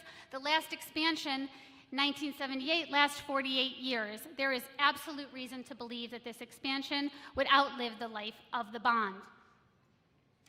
And of course, we're going to be limiting our vulnerability to inflation. So throughout this process, as we tried to pare down this project, if you looked at the plans from September, there was a parking lot planned for in the SAU and a vehicular bridge over the water. We pushed back and said, gosh, do we really need that? And it turns out after further analysis, we didn't. And that was great because without impacting the wetlands, we won't have to apply for permits. We didn't have to put in that expensive vehicular bridge. It brought down the cost, though you all didn't get to see that. And we are able to accelerate the start time of this project. So that helps limit that vulnerability to inflation, and interest rates are good right now, and we could try and take advantage of that. Lastly, you saw the last point on that bullet was we are located in the historic district. No matter if you are just moving around town or if you're a guest to our town coming to pick some apples or choose your pumpkin, you're going down Route 22 and this is what you are seeing. The primary school is the most prominently visible school in our town. So we have taken pains to ensure that this is a tasteful design keeping with the character of the town. You can also see here the savings that we tried for with the masonry. Very typically you can see in elementary schools masonry going right up the facade. We don't need that. We kept with the hardy board siding that is already consistent, but the masonry here protects our building from salt and plows, again, ensuring longevity. So here is our existing site with this wasted space that we have here, which would be converted when we improve that septic to much needed parking and enhanced areas for the children to play, maintaining the playground, and here are our additions, our cars, and our fire lane. Our phasing begins tomorrow. So if this ends up being proposed and approved, we are ready to go. And so what is that going to do? We're going to start with that septic. We're going to move on over the summer and get this, continuing with getting rid of that leach field and maximizing our spaces here, doing renovation while the children are away for the summer. We will then add on while the kids are in school. Our professionals know how to do this with the school and keep our kids safe. And in the summer of next year, we wrap it all up with number 4 here. So in summer of 2027, the project is completed. The kids go to school, and in 14 months, our town has something to really be proud of. Just to our visualization, this would be that new play space. There's the maximization of the old leach field. Our heat pumps and infrastructure that are existing on the roof, they are not pictured here. They will stay in place. All of that work that we've recently done will be preserved, and the new construction will not have that ductwork on it. Some more visualizations. Here's the front. The expansion here allows for more parking. We push back the landscaping, again, making it 90 degrees instead of the angle that it is now.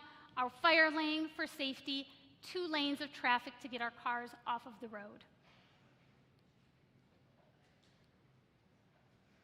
In summary, there may be other options out there, but this is the one that resolves all of the problems that the primary school is facing. This takes care of our classrooms, storage, scheduling, specialties, nursing, parking, and the safety concerns, all identified by the Hollis Enrollment Committee in a 2-year process. It is opening the doors for greater educational and curricular opportunities for our children. The locking doors from the new addition allow for a space that could be rented by the town in that multi-purpose room, and it gives all of this to our town in 14 months, protecting us against the vulnerability of inflation and increased interest rates. I do hope, as you consider tonight, what do you want for the residents and the children of Hollis?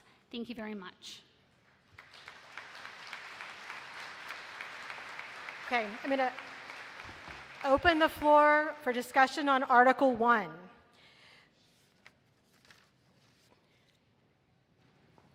Please, as you all come forward, let's try not to be duplicative.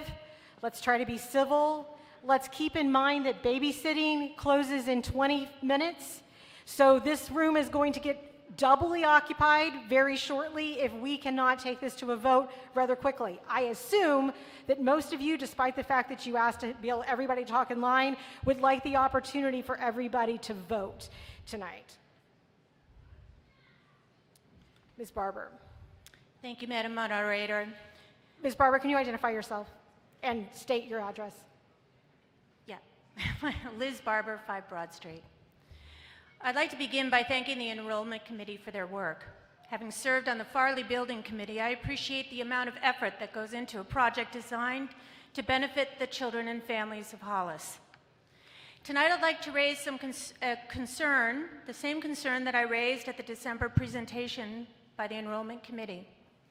I believe that the committee has expanded their scope of work far outside the task of studying enrollment and evaluating space constraints. The project focus has shifted from a study committee to a building committee, and the committee membership must reflect that shift. While dedicated to their task, the majority of the 8-member committee is composed of school administration and staff and school board members. Missing are members with the technical and planning expertise needed for a building project of this magnitude. Given the scale and complexity of the proposed addition and renovation, it is appropriate to transition to a dedicated building committee. A building committee would include Hollis taxpayers with backgrounds in construction, engineering, HVAC, building codes, and related fields to ensure a thorough and informed review of needs and solutions. A real-world example of this shift took place in Stratham, New Hampshire, in 2024 when taxpayers rejected a $50 million bond. After defeating the $50 million bond, Stratham formed a building committee that included the input of resident engineers and building professionals. The committee reevaluated the needs of the school, and last year, Stratham voters approved a bond of $11.9 million to fund the renovations at Stratham Memorial School, a 76% savings. We should vote this proposal down tonight, and our next step should be to form a building committee.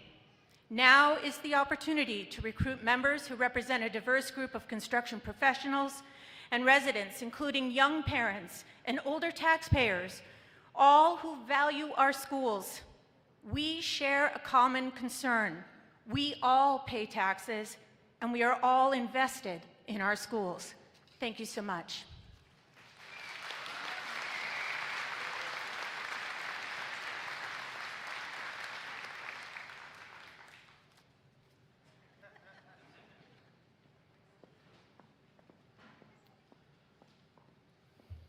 Hi, my name is Victor Orlando. I'm on 266 Depot Road in Hollis, of course. I want to speak with the actual enrollment numbers, and I'm using the enrollment numbers from the New England School Development Council, the same numbers that the school board is using to predict what our future enrollment will be, and also I cross-reference them with the Department of Education in New Hampshire.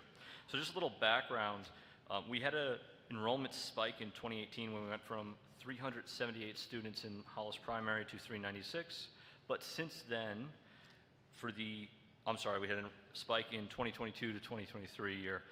Since then, it went from 396 to 392, down to 386 right now. Now, these are November snapshots, again, cross-reference with the Department of Education of New Hampshire and the New England School Development Council, the same ones we have posted on our website. Now, I know they brought this slide up, but if we go to our website or the Department of Education's site, it shows different numbers.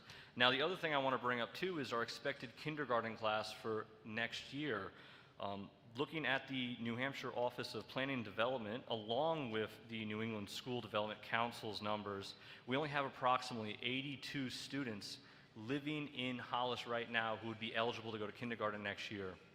If we simply move forward the current enrollment for each grade 1 year with those 82 students, and we just assume 25 people in the pre-K class, that's only 366 people. Now, that's a huge drop, and that also correlates with the fact that if we look at our 3rd, 4th, and 5th grade classes right now, they seem to be abnormally large, again coming from that 23 to 24 spike. Now, I don't believe that the current enrollment is going to stay the way it is right now. If we look at the historical percentage changes, for example, for the K through 12 for the entire district, we can see a 21 student drop year over year from last year to this year. Thank you.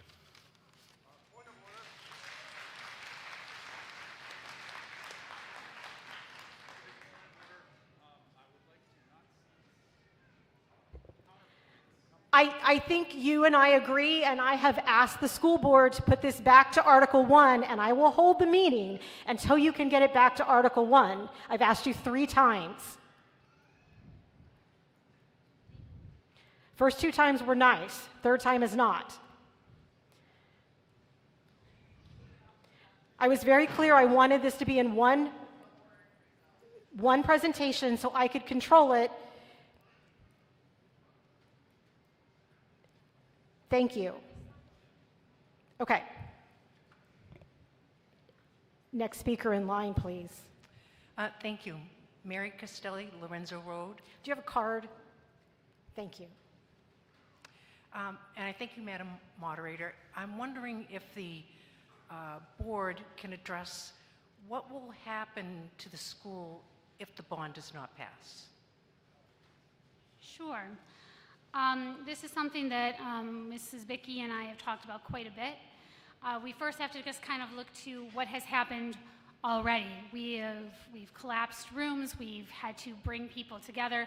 We've, as Mrs. Bickey said in the video, we have exhausted all the possible space, or rather she and her staff have. So we came up with a list of what would happen. So the first thing that would happen would be an increase in class sizes. That would immediately be on the agenda. Next is going to be putting specialists on carts. So that could be art and music. And ultimately, then we're going to have the dissolution of the library because we would need that space. There are some things that would still have to be done. We still have to renovate the entrance of the building, and it's not clear how that would be done. But that needs to be done so that we meet the standards of Homeland Security. We are still going to have to update the septic one way or another. It's more than 30 years old, and we need that space. And then we would have to come back to this town, and we would have to ask for more money again to continue studying this problem. We would need to do some sort of renovation because, once again, we don't have enough rooms going forward. So those are all on the table at this point. Thank you. Thank you. Sorry, Pam Hicks, 8 Maple Knoll Drive. Thank you. I just want to say, the Enrollment Committee originally identified 3 classrooms. What is being asked to approve tonight is something very different. It has grown into a 39% expansion of the Hollis Primary School, adding 20,000 square feet and committing taxpayers to more than $28 million in repayment over 25 years, and this does not even include ongoing operations, maintenance, and staffing costs. We all support our schools, but supporting our schools also means making decisions that are sustainable for our entire community. Families move here for the schools, and many leave once their children graduate, educate, and evacuate. But many have left and haven't left, and right now, many are struggling to keep up. When you drive around town, you see that homes have deferred maintenance. This isn't by choice. It's because many residents are just making it, and many are not. And we are absorbing 7 to 8% increases year after year while everything keeps rising. And wages and pensions are not keeping up. We're now being asked to layer generational debt on top of that. This is about sustainability. It's about whether Hollis remains a place where people can stay and live, or whether we become a place that prices out the very people who built it and pay for it. We all want strong schools, but strong schools must exist within a sustainable community. The question isn't just what can we build, but if we can build. And we have to make the best of what we already have. We have to take care of our buildings, and we have to phase improvements without overburdening taxpayers. This is not an enrollment crisis, and generational debt should never be the first option. There are other options. The district's own analysis shows we can make this work in the near term by using CUES, giving us time to evaluate what's truly needed. and the Farley Building could be a real long-term solution, allowing the primary school in Hughes to flow properly for years to come. What is being asked is too much, and by 2030, someone with a $750,000 home would have over $6,000 with their tax bill reaching over $20,000. Ms. Hicks, your time has expired. Thank you.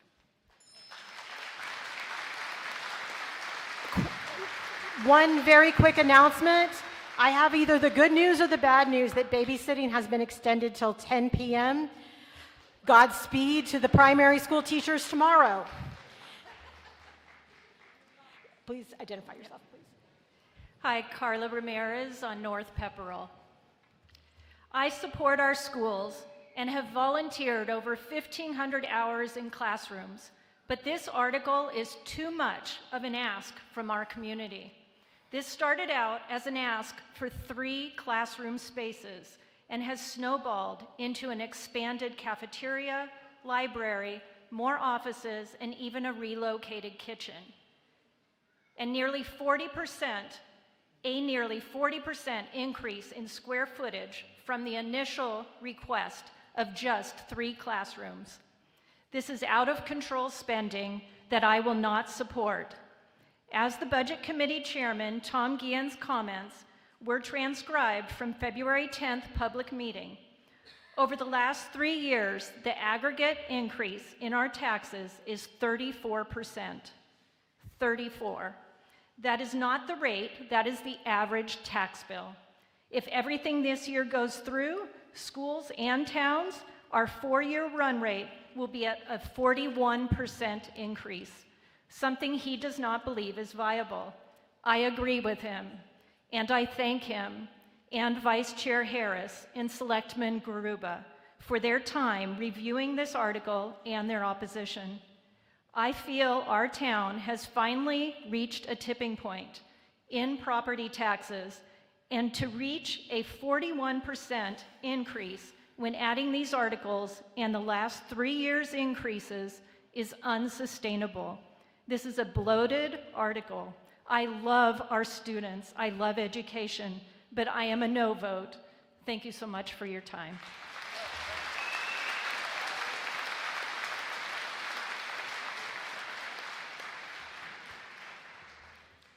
Hi, David Sullivan, 86 Worcester Road.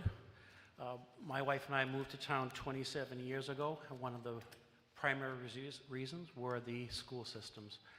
And through the years, we have supported the schools on multiple occasions, but unfortunately, I cannot support this one. At the public hearing, I brought up the Farley Building, and just for the record, I'm the Dave Sullivan that always brings up the Farley Building. There's another Dave Sullivan here, so I apologize. I don't believe the Farley Building has been given enough of a look. This town, this community, have already invested about $500,000 in that building in the last 10 years. We developed a comprehensive plan for the building as a community center, but those plans could easily be transferred to make it back to a viable school. And just my own opinion is that the 6th grade could move to the Farley Building, easily transition to the middle school, and the 3rd grade could move up to the upper elementary school, therefore allowing space in the primary school in this original configuration. And Pam mentioned generational debt. To put that into personal perspective for myself, I just became a grandfather 10 months ago, and when this thing is paid off, I could be a great-grandfather, and that's a little scary. I just don't think we can afford this at this time.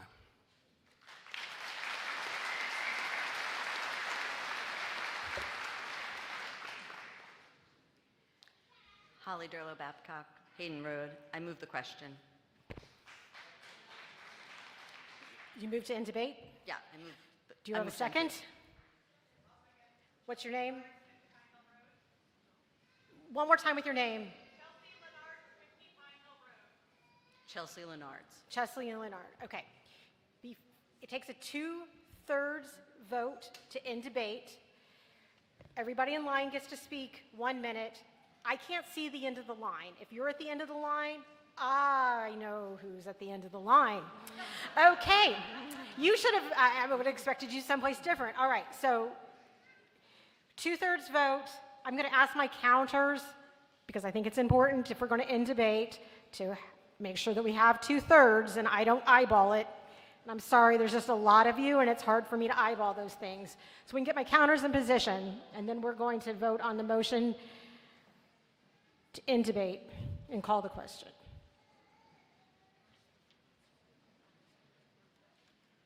Oh, do we have substitutes?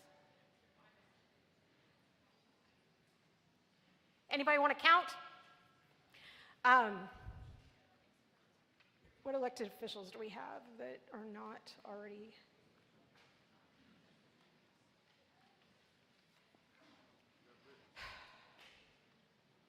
Mr. Garuba? You'll count? Did you need a counter? I need 2.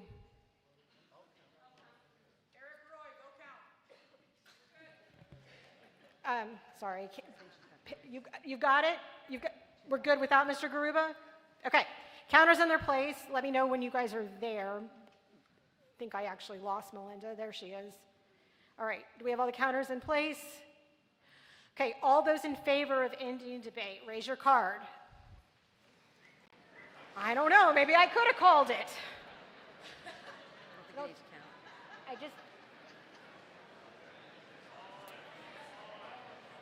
All right, put your cards down for a second. All opposed? 1, 2, 3, 4, 5, 6. The ayes have it. I can call 2/3 from the podium. All right. So now I need to adjust my clock here. Go ahead. I'll hopefully figure out my timer here in just 1 second. So everybody in line, and Mr. Buto will be the last speaker. I did your card and. Yeah. Okay, and so Madam Chair, you'll have to help me on this, because what I was going to do, most of what I've planned on saying has already been said with respect to not examining viable alternatives and generational tax burden.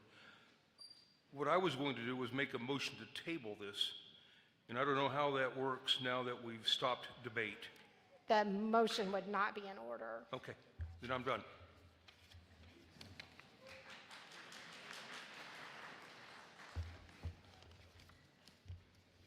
Okay. Chris Opelka, Moore Hill Road. For years, we've trusted Tom Gannon and his analysis figures. It's clear to me that the Hollis Preschool Special Education Program is creating issues at the primary school. The program needs a thorough evaluation, including a cost analysis for a few years and presented to the public. The number of preschool special needs children and their disabilities vary from year to year. These children require programming alongside their typical peers as role models in the least restrictive environment. Programming can be individualized and provided on a continuum. It can be a regular early childhood program, a home program, early childhood special education program, a separate service provider, a separate school, or residential. These children can be tuitioned into one of those programs, and related services could be provided by the Hollis Primary School or perhaps the Hollis Primary staff at the various preschool. All options must be fully explored with the cost analysis.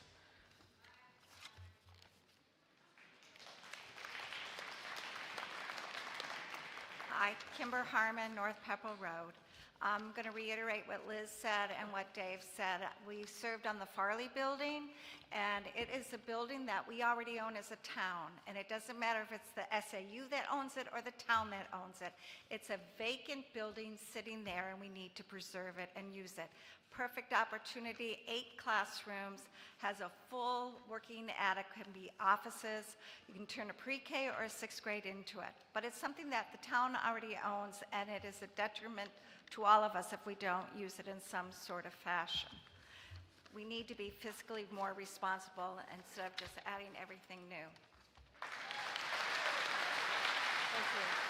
Thank you. James Spears, 34 Buttonwood Drive.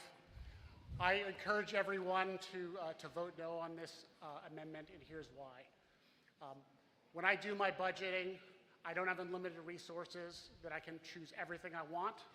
I have to economize. I have to pick everything I need, and then maybe I get a few of my wants, and I have to say no to things so I can say yes to other things.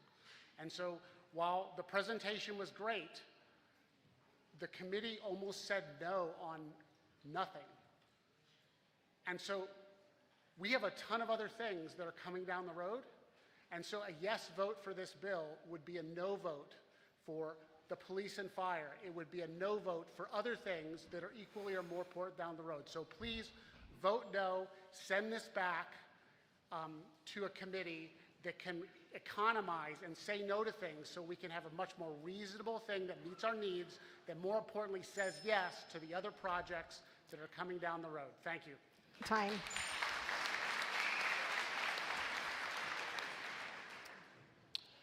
Al Fulcino, Pine Hill Road, Hollis, New Hampshire. I'm reading a letter from Senator Avard that he wanted his constituents to hear. I'm going to skip over a few things just to make it briefer. 2 of the biggest challenges, he says, facing New Hampshire families today are housing affordability and property tax rates. Yes, Ms. Shanley. Senator Avard is not a resident of Hollis. I am. I'll tell you what. I talked to Kevin Avard today. I will allow him to use his 30 seconds if he thinks this is his statement. Apparently he does. Okay. He would like you to all know that the state... Is this what you would like us to know? I think it's valuable. I'll allow it. I'm amazed. Okay. You're using up my time. He wants the town to know... Yeah. Reset my clock, please. I'll set the clock at 45 seconds. He wants to know that the State House has made great efforts on sending money to the community. They have changed the revenue sharing programs, room and meals tax. They've increased the money coming back to town by 115%, an increase of over 400,000 to up to from 400,000 to 860,000. His main goal that he wants to communicate to everybody here is you cannot keep outpacing the costs that the citizens can afford. And I've made it brief for you, and I appreciate the extra time. Thank you so much.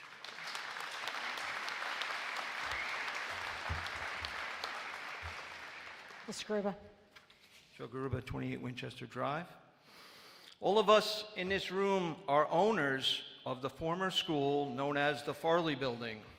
It was just last year that we saw an article brought to town meeting to refurbish that building for only $5 million.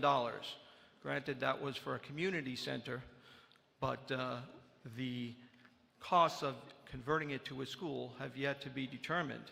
So what I would like to see is plans drawn up to use the Farley Building as a means to address our school expansion needs. Thank you.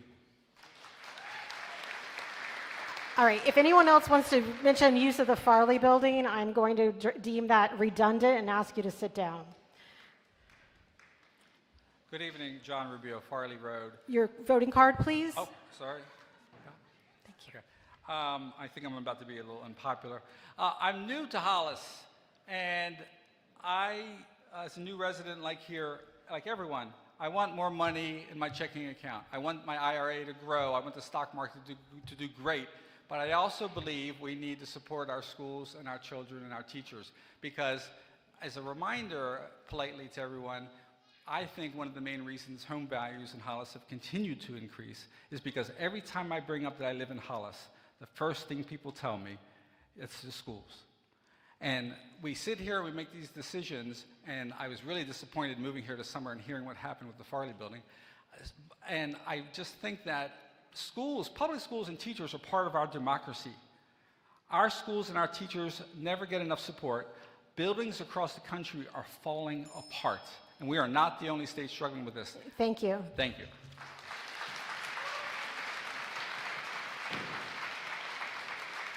Go ahead. Michael Ahens, 1 Lorenzo Lane. There have been comments on the Farley building and also how there's like 3 classrooms, that's what started all this. I'd like to actually hear from the enrollment committee and the board about like what's that about, how true is that, what's going on? Yeah, it does seem to be a misunderstanding. We were never charged with coming up with 3 classrooms. We were charged with examining a problem, and it happened to be in that year there was a 3 classroom deficit for the next year. That was the first problem we took care of. We prioritized it. It was certainly not the only one. There were many, many problems as we've enumerated here. To answer your question about the Farley building, there are many reasons. They're just thoroughly explained on the Hollis Enrollment Committee website. But I very recently talked with the fire marshal, and I asked her, am I clear in understanding that there would be problems with putting pre-K in the Farley building? And she confirmed that yes, for the same reasons we have those issues at the primary school, we would have those problems at Farley as well. Mr. Loveland, you were the back of the line, correct? Yes. Mr. Buteau got out.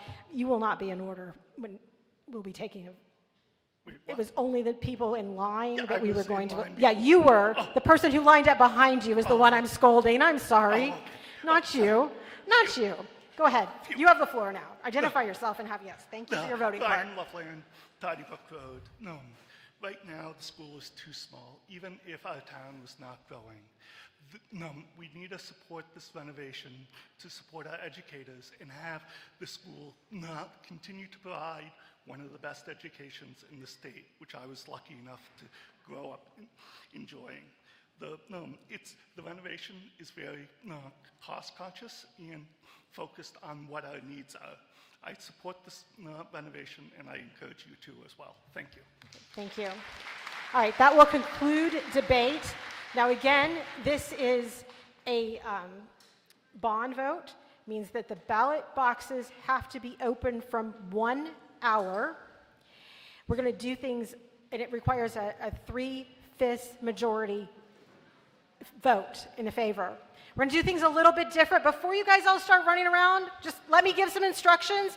We've got 2 boxes in the back. We have 1 box up here in the front. You may only vote 1 card. You may not vote your neighbor's card. You may not vote your wife's card. I realize you think you're one, but you're not tonight. You may vote 1 card in the box. And be honest about it. Don't go put 1 in this box and go put 1 in that box. And after you get to the vote, you're going to be able to pick up your ballot. It's going to be a different color in the back for the SAU vote.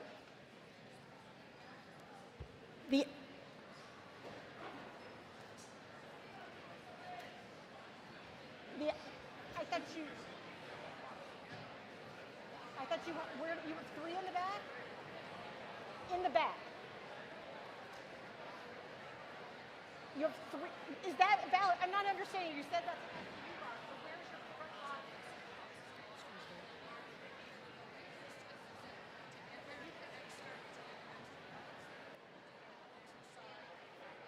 Okay. But that's going to be for the SAU. That is going to be you're going to take bond votes in that box. Okay, that's what threw me when they were saying no. Okay. Just a clarification, you can vote your bond card up here, but to get your SAU ballot, you're going to have to go to one of the tables in the back or somebody at the table. So, box here, you can put your green card in. Be sure to fill it in, don't exit out, fill in and 1 vote. Okay, hold on. I want to make sure everybody hears the direction before we open the boxes. You fill in fill it in the circle. Don't put an X through it. Don't put an X through both of them. Fill in the circle on the card. All right. We are going to open the polls at 9:08.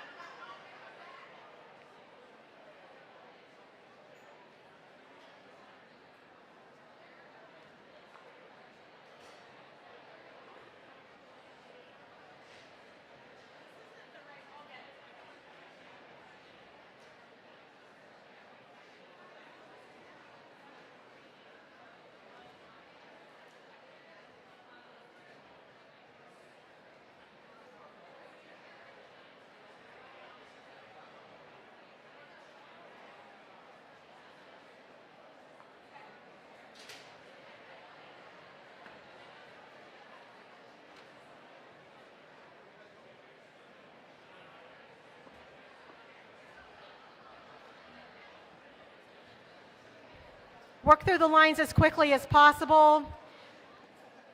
As soon as we can get most people back to their seats, we're going to try to move along with the meeting tonight. Because we can do business while the ballot box is open. Hold on.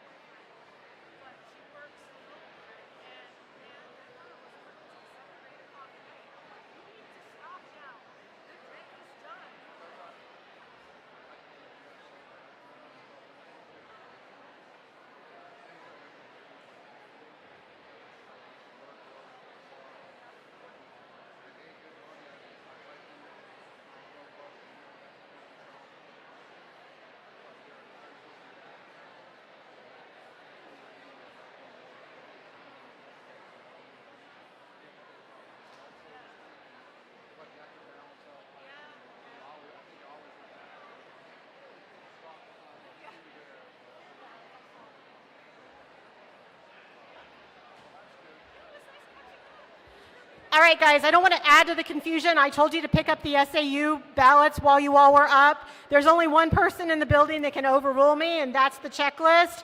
So they said there was so much confusion with folks still trying to pick up their green ballots that they didn't want to hand out gray ballots, and they were not handing them out. So at some point here, we're going to have an opportunity to go pick up your gray SAU ballot. Sorry for the confusion, but that's why folks are not getting them. It's not because we don't have ballots. It's just they aren't willing to hand them out until we get some of the folks that are still coming in the door trying to register to get their green ballots so they can vote for the bond. All right, thanks.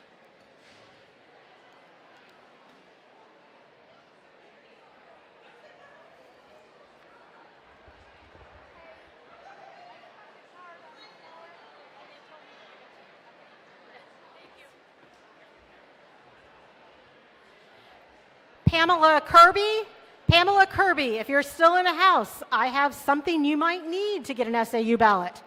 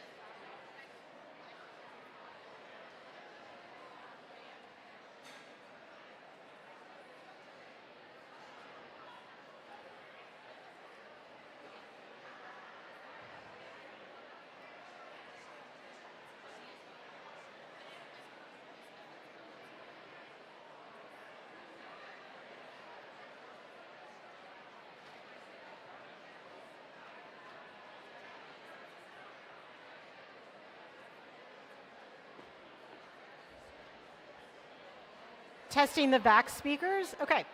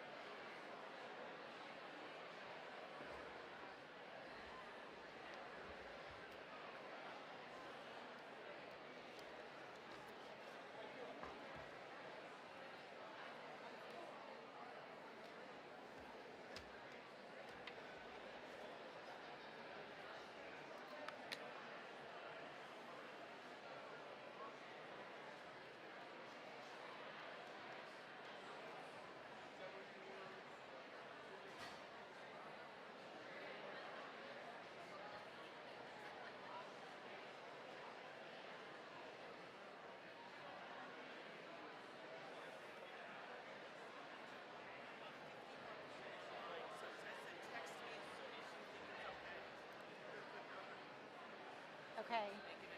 Carol fixed this, and now I don't know what she did.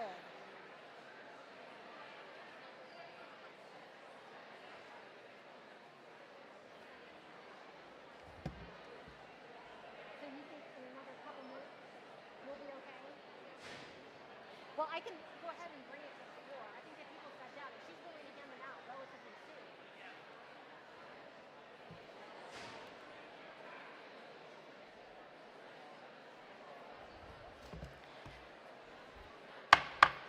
If you guys can start making it back to your seats, the box is going to be open till 10:09. Hopefully, folks are quiet as they come in and still need to pick up their ballots. But because lots of us have to go to work tomorrow, I would like to be able to move this on to Article 2.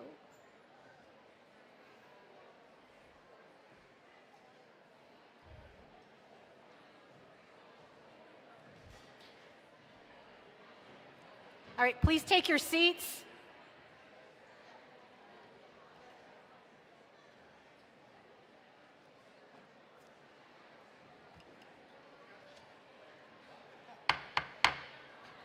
Please take your seats and please keep as silent as possible under the circumstances. All 3 ballot boxes will remain open till 10:09. Can we please take the volume down in this room so I can read the article? Thank you. I'm going to bring Article 2 to the floor. Please take your seats or exit the meeting, please. Article 2. Shall the school district vote to raise and appropriate the sum of $827,498 as the Hollis School District's portion of the SAU budget of $2,560,328 for the forthcoming fiscal year. This year's adjusted budget of $2,540,642 with $821,135 assigned to the school budget of this school district will be adopted if the article does not receive a majority vote of all the school district voters voting in the school administrative unit. The school board recommends this appropriation 5-0-0, and the budget committee recommends this appropriation 7-1-0. Anne, you didn't switch out the presentation.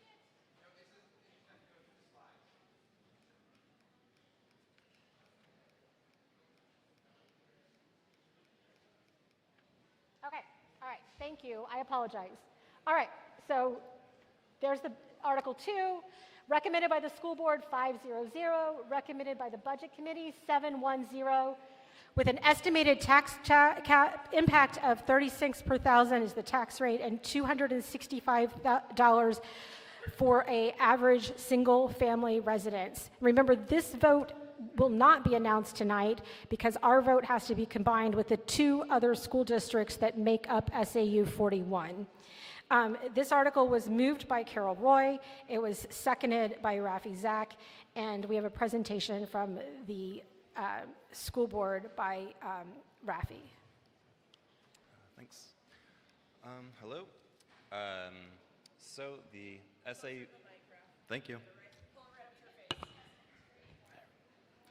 The SAU budget was put together by a committee within the SAU being composed of the Hollis School District, the Co-op, and the Brookline School District.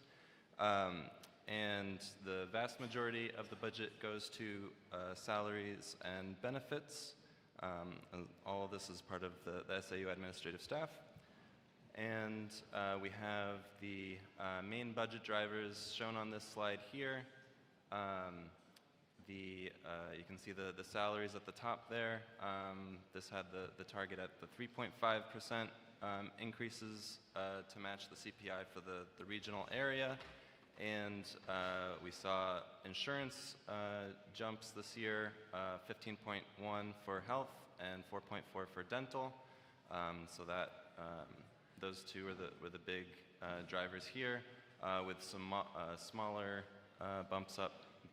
bumps up for inspections, liability insurance, utilities, and some software. So this brings the increase of 5% to 2,560,328. The adjusted budget is shown there at 2,540, so around 20,000 below.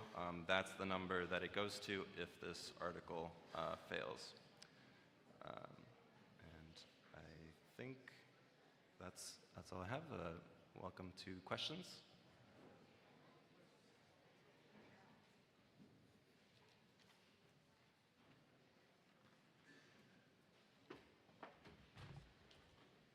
Okay, I'd like to open the debate on Article 2. It does not appear that there's any debate. Okay, so folks at the back table, will you be willing to hand out the gray? Yes, the thumbs up. Okay, so this one has to be a ballot vote,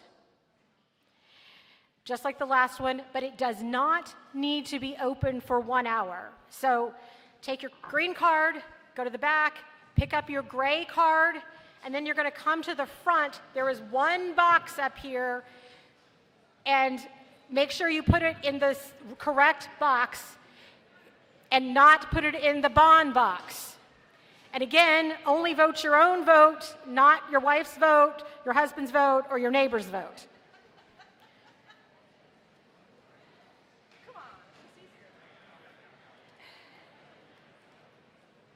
I am going to lose my shit.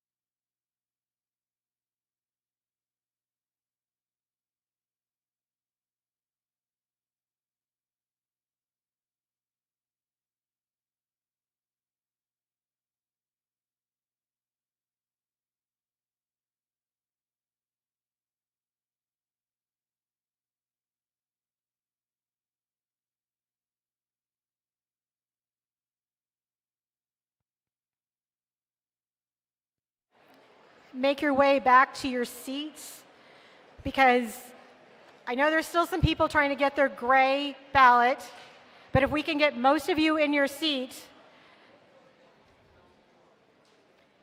and the volume at an appropriate level, we can move on to Article 3. I'm going to give folks just a few seconds to get back to your seats.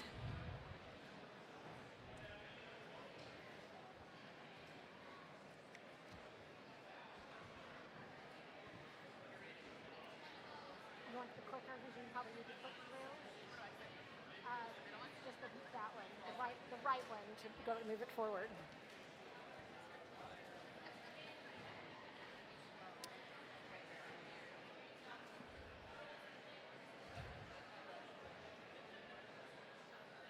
Okay, I'd like to move the meeting on to Article 3. Article 3 is to see if the school district will vote to approve the cost item included in Year 2 of the 3-year collective bargaining agreement reached between the Hollis School Board and the Hollis Education Support Staff Association for the 26-27 school year, which calls for the following increases in support staff salaries and benefits at the current staffing levels. It shows that 26-27 is an increase of $198,801, and further to raise and appropriate the sum of $198,801 for the second year, 26-27 school year. Said sum represented the negotiated increase over the 25-26 salaries and the fringe benefits. Majority vote is required. The school board recommends this appropriation 5-0-0, and the budget committee recommends this appropriation 8-0-0. This was moved by Carol Roy and seconded by Rafi Zach. And we're going to have a presentation by school board member Jessica Lahens. And if we have anybody new here who is trying to figure out why we're voting on the second year of a school board contract, there's two ways that school districts can vote. You can either vote in the first year and approve all of the cost items for each year of the CBA, or you can do it this way, and each year it has to come back before the governing body. The first way is called Sanbornizing. This is not a Sanbornized contract, so you all need to approve the second year cost increase is the reason why this is coming forward. Thank you. Thank you, Madam Moderator. So just to remind folks of the historical context of this warrant article, this is the second year of this contract. The first year, this was negotiated because we were really struggling maintaining para-educators in the school. Last year we had 38 paras and 10 of them were contracted positions. After enacting the first year of this contract, we have 35 paras and only 1 contracted position. Also for reference, when we have to contract a para-educator, it's approximately 3 times as expensive. So using this contract, we met our goal of decreasing contracted paras. Part of the reason for that was that the labor market was a difficult labor market. It was possible to get jobs for $15 an hour for unskilled workers and providing health insurance at 25 hours a week. We were losing paras to co-op and other neighboring districts because we didn't offer health insurance for 30-hour-a-week employees. Every district bordering Hollis, except for Brookline, offered this benefit, which put us at a significant hiring disadvantage. So you can see the cost increases here broken down. The first year, last year is up there at the top. This is the second year in the middle, which is circled in the white square. The cost of the contract is including the step increases for paras, which is a 2% increase plus step for paras that are for paras and support staff that are on the step table. For those who are off of the step table, it is a 2.5% increase, and that accounts for $47,703 of this increase. The rest of the increase is accounted for by health insurance changes. You can see that our health insurance for the HESA contract is capped versus percentages, which helps manage costs. You can see that for 30-hour employees, the expense is $1,158 a month, and the cap is estimated to be about equivalent to 100% of a single plan cost, plus $1,000 opt-out for those who opt out of insurance.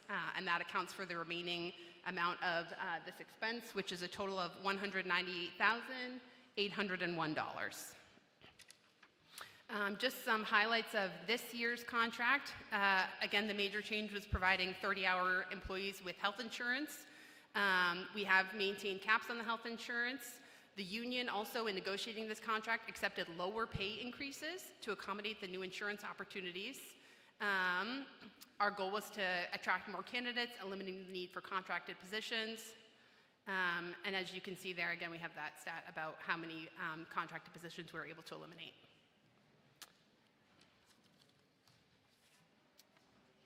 All right, is there anyone who wants to speak to Article 3? Okay, seeing none, can I have my counters, please? We'll take the vote on Article 3. We can get the counters in place. Are you coming up to count, or are you just walking in? Otherwise, I'm going to, you were not my counter.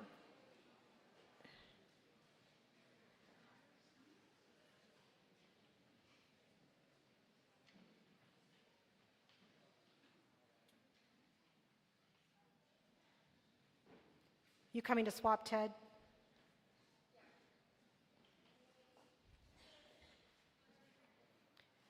Putting Erica, Krista in the back, Drew up front. Got 4 counters.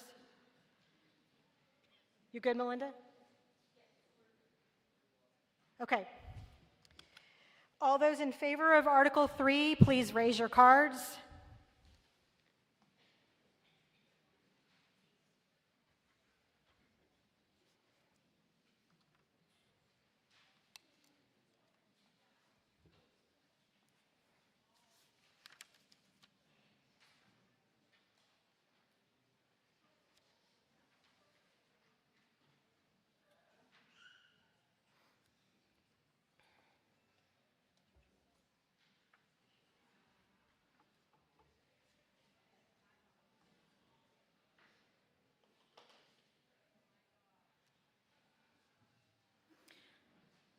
Are you good?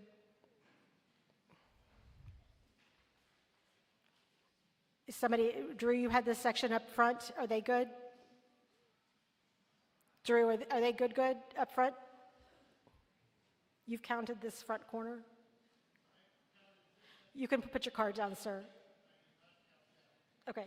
You can put your card down. He's got you.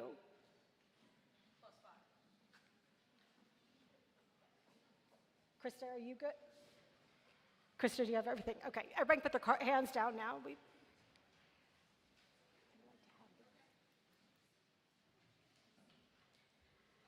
All right. Counters back in place. All those opposed to Article 3, raise your card.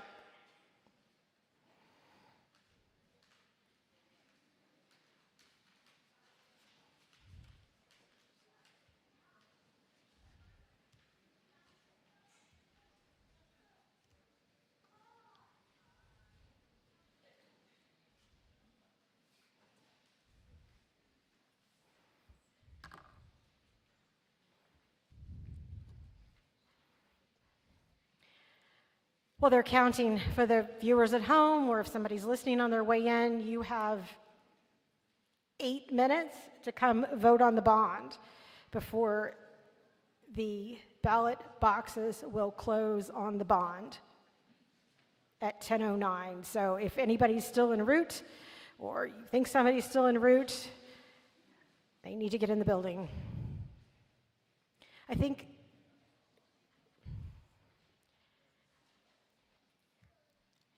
the outcome of the vote is probably clear.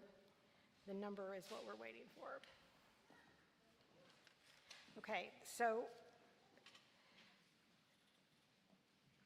Article 3, it passes 270 to 62 nay votes, so the motion carries. Article 3 passes. Okay.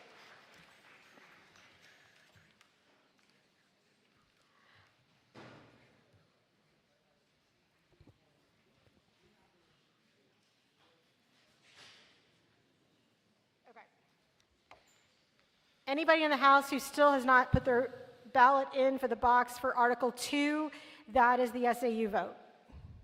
Okay, So at, even my watch is now dead, 10:03, I'm closing the box for the SAU vote.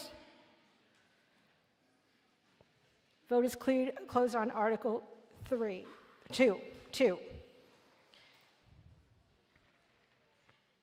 And we go to Article 4, which is the SAU Building Maintenance Fund. To see if the school district will vote to raise and appropriate up to the sum of $23,970 to be added to the previously established Maintenance Expendable Trust for administrative and associated structures at 4 Lund Lane in Hollis, map 56, lot 2. This sum to come from the Hollis School District's June 30, 2026 unassigned fund balance available for transfer on July 1, 2026. No amount to be raised by additional taxation, majority vote required. The board recommends this appropriation 500. The Budget Committee recommends this appropriation 800. Moved by Carol Roy, seconded by Rafi Zach. We have a presentation by John Fontaine. You can just advance it if you want. Maybe. All right, good evening. As it outlines, this comes up every year, and as some of you may know, we own the building next to HPS, and effectively there is an expendable trust utilized for maintenance, which is funded through rent to the SAU. Overall, for any expenditures that come up, the administration will bring them to our attention, and then they will get voted on by the committee and evaluated. Next slide, please. Just one more. The projected opening balance is $88,765, with the rent funding proposed at $23,970. Some proposed projects next year would be to do some maintenance on the roof at approximately $32,000, with a remaining balance at the end at $80,735. All right. Don't see any discussion on Article 4. Okay, so we'll take a vote on Article 4. Are you coming forward on Article 4?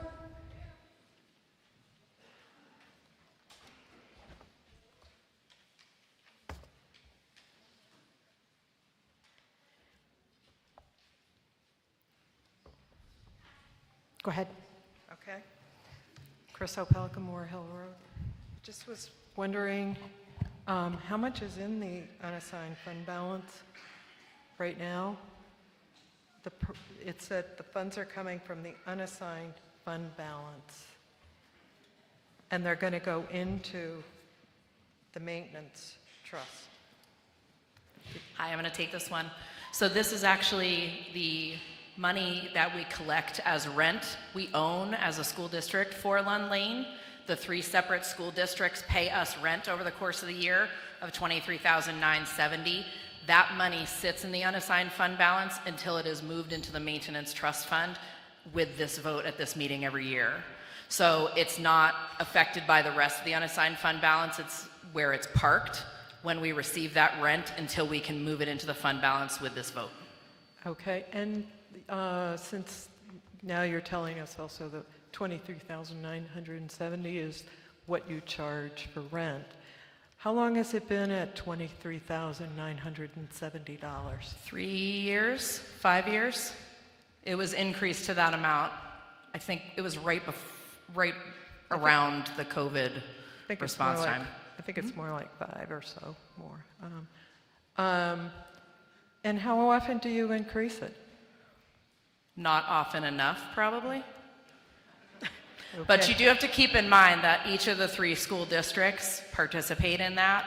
And so as the SAU governing board, which is comprised of the Brookline School District school board members, co-op board members, and Hollis board members, they as a board of 17 people then would take a vote whether or not to accept that increase. We actually were just discussing whether or not to look at another increase. Right. Okay. And how often do you Your time look has at that? expired. I did ask part of the question. How often do you do it? I didn't even hear the end of your question. I'm sorry. It was after the time had expired. Okay, all those in favor of close the debate, because I don't see any other speakers, correct? All right. All those in favor of Article 4, please raise your cards. All those opposed? Article 4 passes. And we are 1 minute from closing the ballot box for the bond. Let me see it. Somebody have a timer going off for my bond box? You did. That's it. All right, so perfect timing. We're going to close the ballot box for Article 1.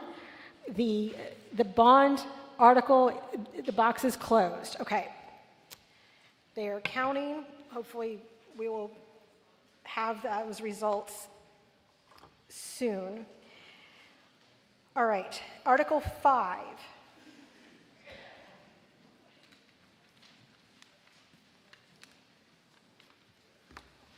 Article 5, to see if the school district will vote to raise and appropriate up to the sum of $125,000 to be added to the previously established School Building Expendable Maintenance Trust Fund, this sum to come from the Hollis School District's June 30, 2026 unassigned fund balance available for transfer on July 1, 2026. No amount to be raised by additional taxation. Majority vote required.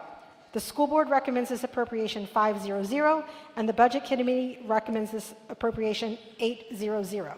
This is moved by Carol Roy and seconded by Rafi Zach. We have a presentation by Rafi.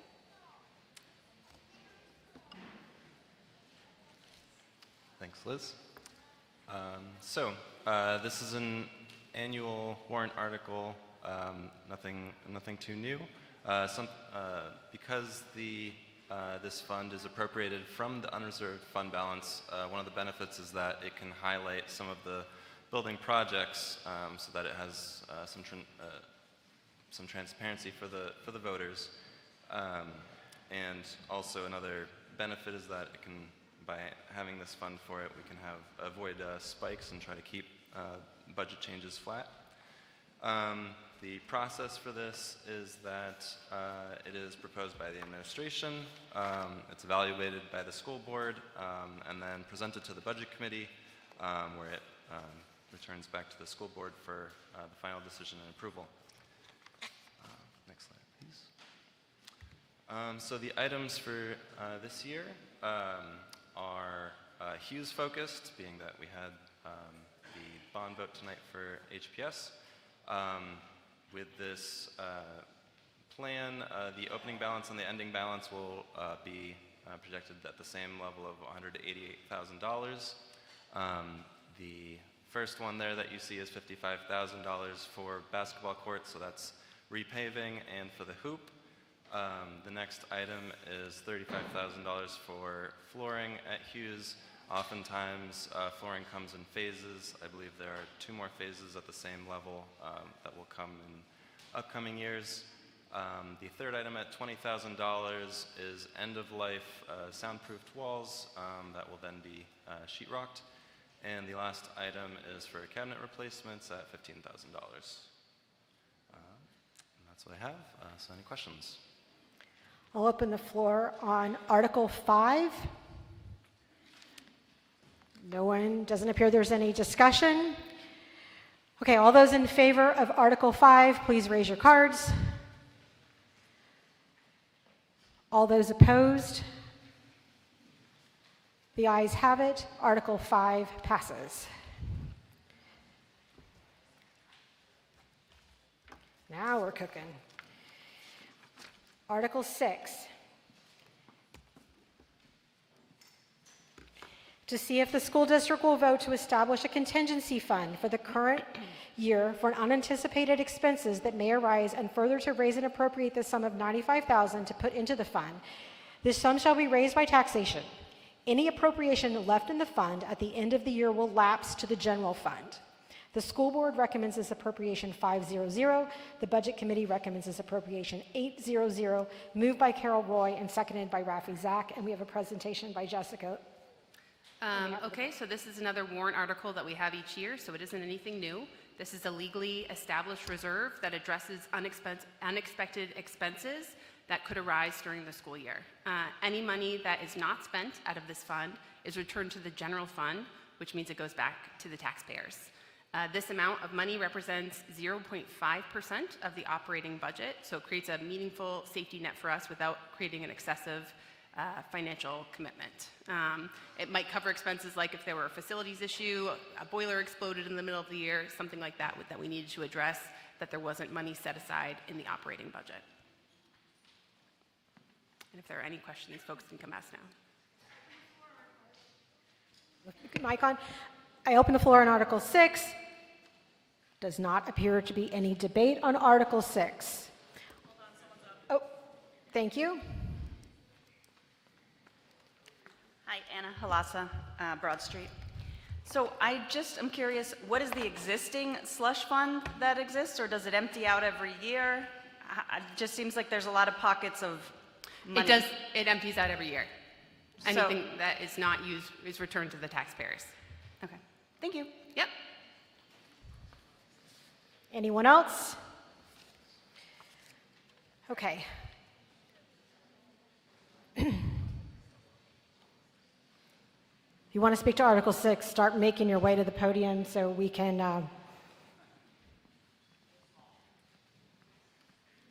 Greg Wilhelm, 34 Ironworks Lane. My question to you is, how does that money get returned to us? As small as it may be, I'd like to know, all I see is more I'm spending, not less. I think there's probably someone else who could better speak to the actual financial mechanisms that, I don't know if someone from the BudCon wants to speak to the mechanism of that.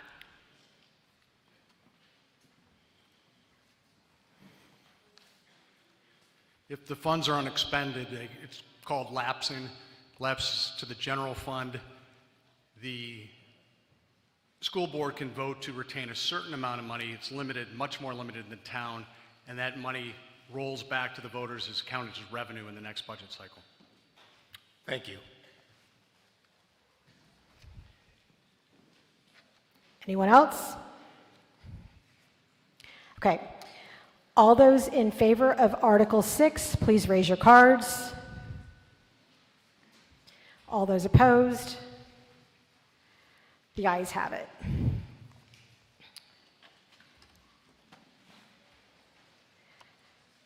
Okay, to Article 7,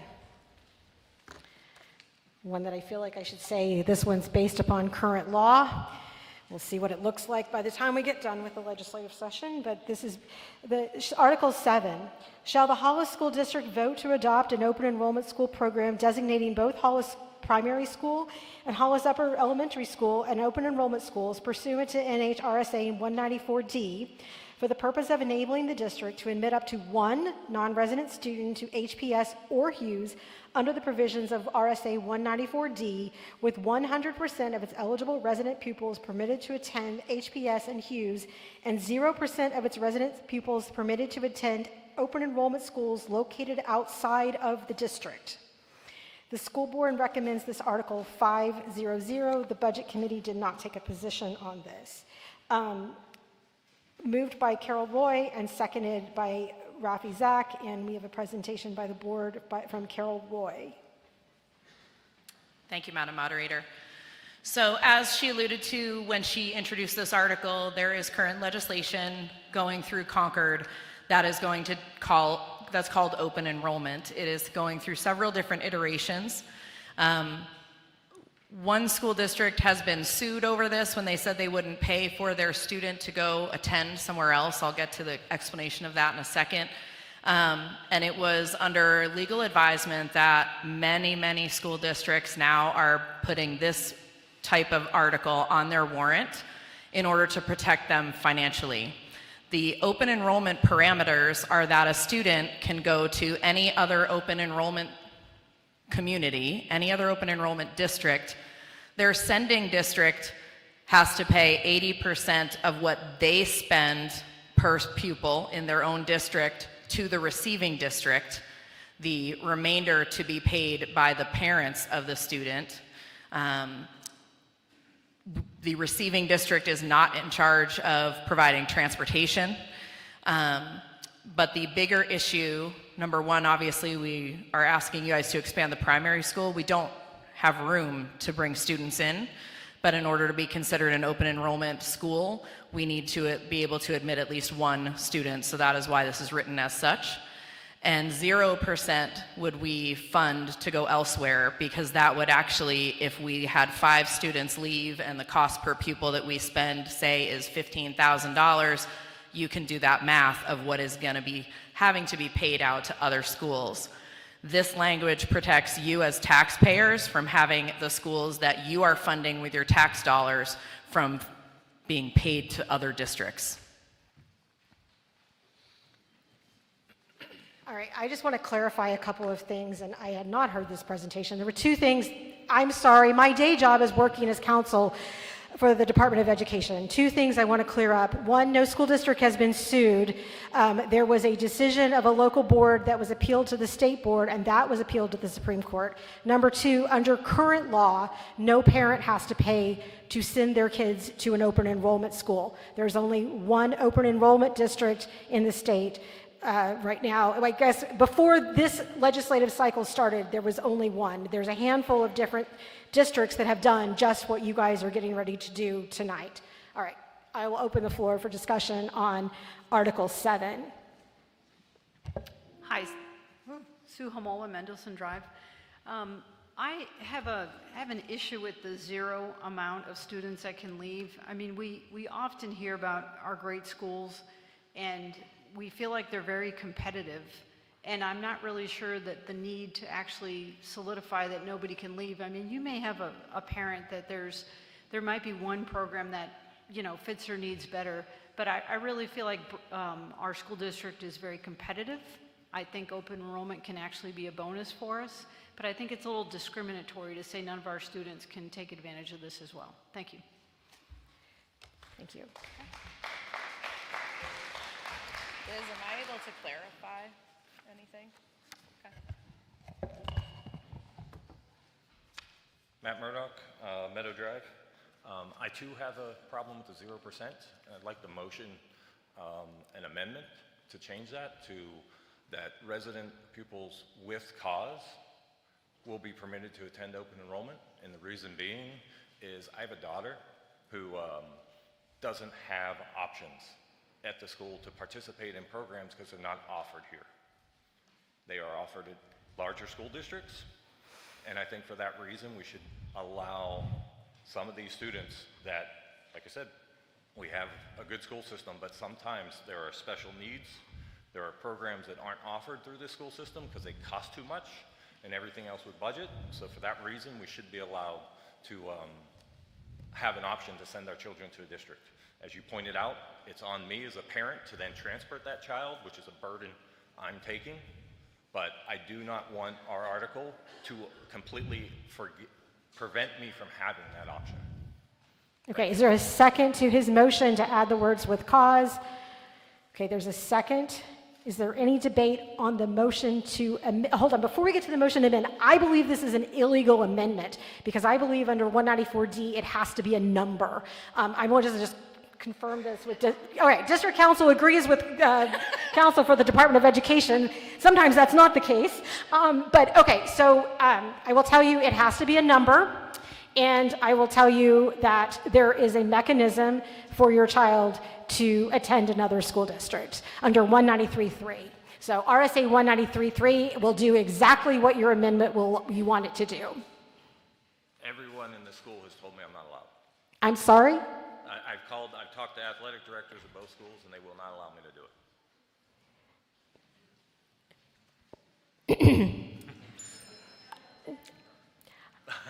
So not your place, but I'm just saying, I've been told by school board that it's not permitted. Madam Moderator, Okay, may I? so instead of 0%, Well, I'd like to propose.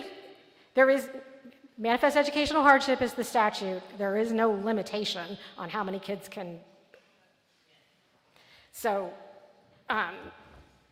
that's the statute. So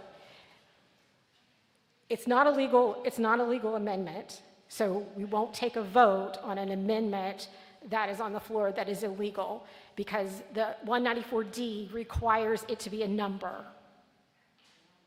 So your time is up. We can't put an illegal, I am not going to put an illegal amendment on the floor. Point of order? Sure. I would like to speak to the amendment, whether you decide that it's legal or not. I think the voters here should be able to speak to his amendment. It's not on the floor. It's not, sorry, Joe, it's not on the floor. All right, so it's not on the floor. Does anybody else want to speak to Article, sorry. Yeah, so the law, what she clarified, and I thought I said, but didn't probably say, I said it had to be a number. It needs to be a percentage between 0 and 100. If you want to, if somebody wants to make a legal amendment, that is how you would do it. So, you have the floor, Mr. Garuba. Madam Moderator, I believe that if you're going to deem the amendment illegal because it uses a percentage, Article 7 as written... No, the amendment did not have a percentage. It said for cause, and I'm saying it has to be a number. Because that's what 194D requires. So you're saying it has to be a number, but I'm saying I'm reading it, it says a percentage. So would you accept an amendment instead of saying 0%? Would you accept an amendment? And I'm asking this not to the moderator, I'm asking this to the district council. Would it be legal to amend the article to say 1% instead of 0%? May the council speak? You can come to the podium, Allison. Attorney Minutelli. Thank you. Yes, the percentage where it says 0 needs to be a percentage from 0 to 100. All right, I move. Okay, you're no longer in order, so. I can't offer an amendment after I asked the question how to make a legal one? If you want to amend, you need to do that at the beginning of the presentation. I had to get the town council's opinion before I amended. I would like to amend the number to say 1%. Is there a second to his motion to amend? It's seconded. Okay, is there a debate on the motion to amend to increase the 0% to 1%? Does not, oh wait, we got somebody coming from the back. Are you wanting to speak to the amendment? No, I want to make a motion to table this given that you first brought up this amendment and said that there was it was going through Concord. What is the rush? Then you said that there are districts that have been sued, which you since corrected. Stop. Point of order. You made a motion to table it. That's all you can do. Correct. So that's not debatable. So all those in favor of tabling Article 7, please raise your card. Oh, wait, I'm sorry. You're right. He did not get a second. Put your cards down. Thank you for whoever's reminding me, and part of it is I've got bells going off. Okay. Do you have is there a second for the motion to table? He has a second. Okay. Who's the name for the motion to table? Mike Julian, North Pepperell Road. And the second for that motion? Victor Orlando, 266 Depot Road. It's Mr. Orlando. He's the petition warrant article, the petitioner for the next petition warrant article. Okay. We've got a motion. We've got a second. All those in favor to...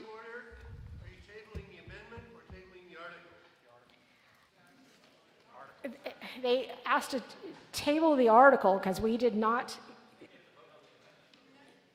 Well, all right. All right. Let's go back to the amendment.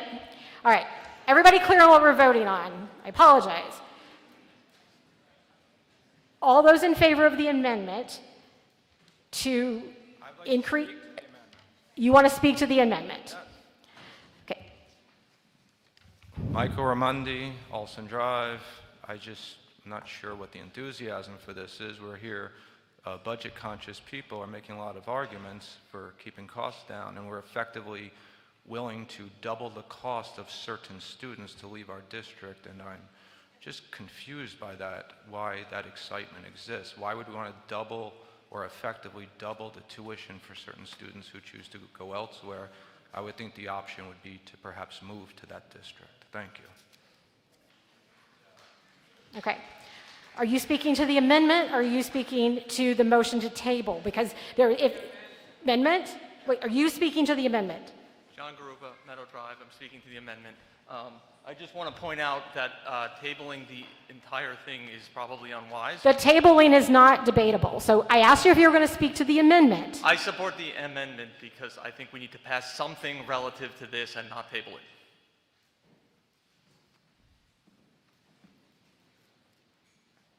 Carol Roy, South Merrimack Road. The current per pupil cost in the Hollis School District is approximately $23,300. If you have a 1% that you let go of the 683 students that are currently enrolled in the Hollis School District, you're sending $160,000 out of this district to somewhere else. So I don't agree with the amendment at all. I do think we need to pass something tonight. Thank you. Are you speaking to the amendment? I'm speaking to the amendment. Thank So you. specifically, the amendment changing from 0% to 1%. If we don't pass something here, the reason this article in general is on here is because if we don't pass something and the state goes ahead and passes open enrollment, we will be the receiving district and we will have no control. This amendment or this article is the only thing that prevents us from getting more than one student that's not a resident into our schools. Yep. Are you speaking to the amendment or the motion to table? I just have a question on the general article, real quick. Then It's really quick. but we're on the amendment. And now I at least know where we are in the meeting. So we're on the amendment. Is there any other discussion on the amendment? Yes.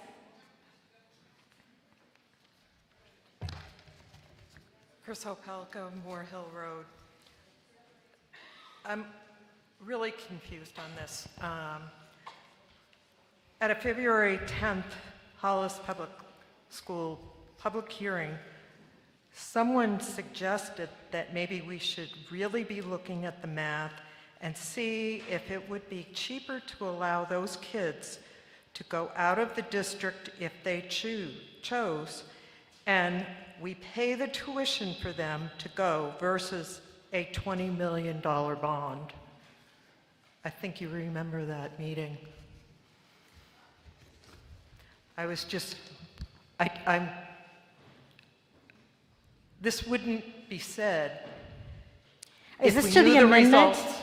How does this impact your? Because I'm for the amendment that you put, we cannot hold our kids hostage. And that amendment amendment doesn't hold them hostage by having 1%, at least 1%. Okay. 6.83 children. Kimber, are you speaking to the amendment? Yes. Kimber Harmon, North Pepperell Road. Does this amendment allow kids from Massachusetts, in particular Pepperell, to come into our school district? It is a New Hampshire law, so I don't believe that state lines can be crossed. Can you confirm that? We can set policy to specify that, but that is not how the proposed law is written.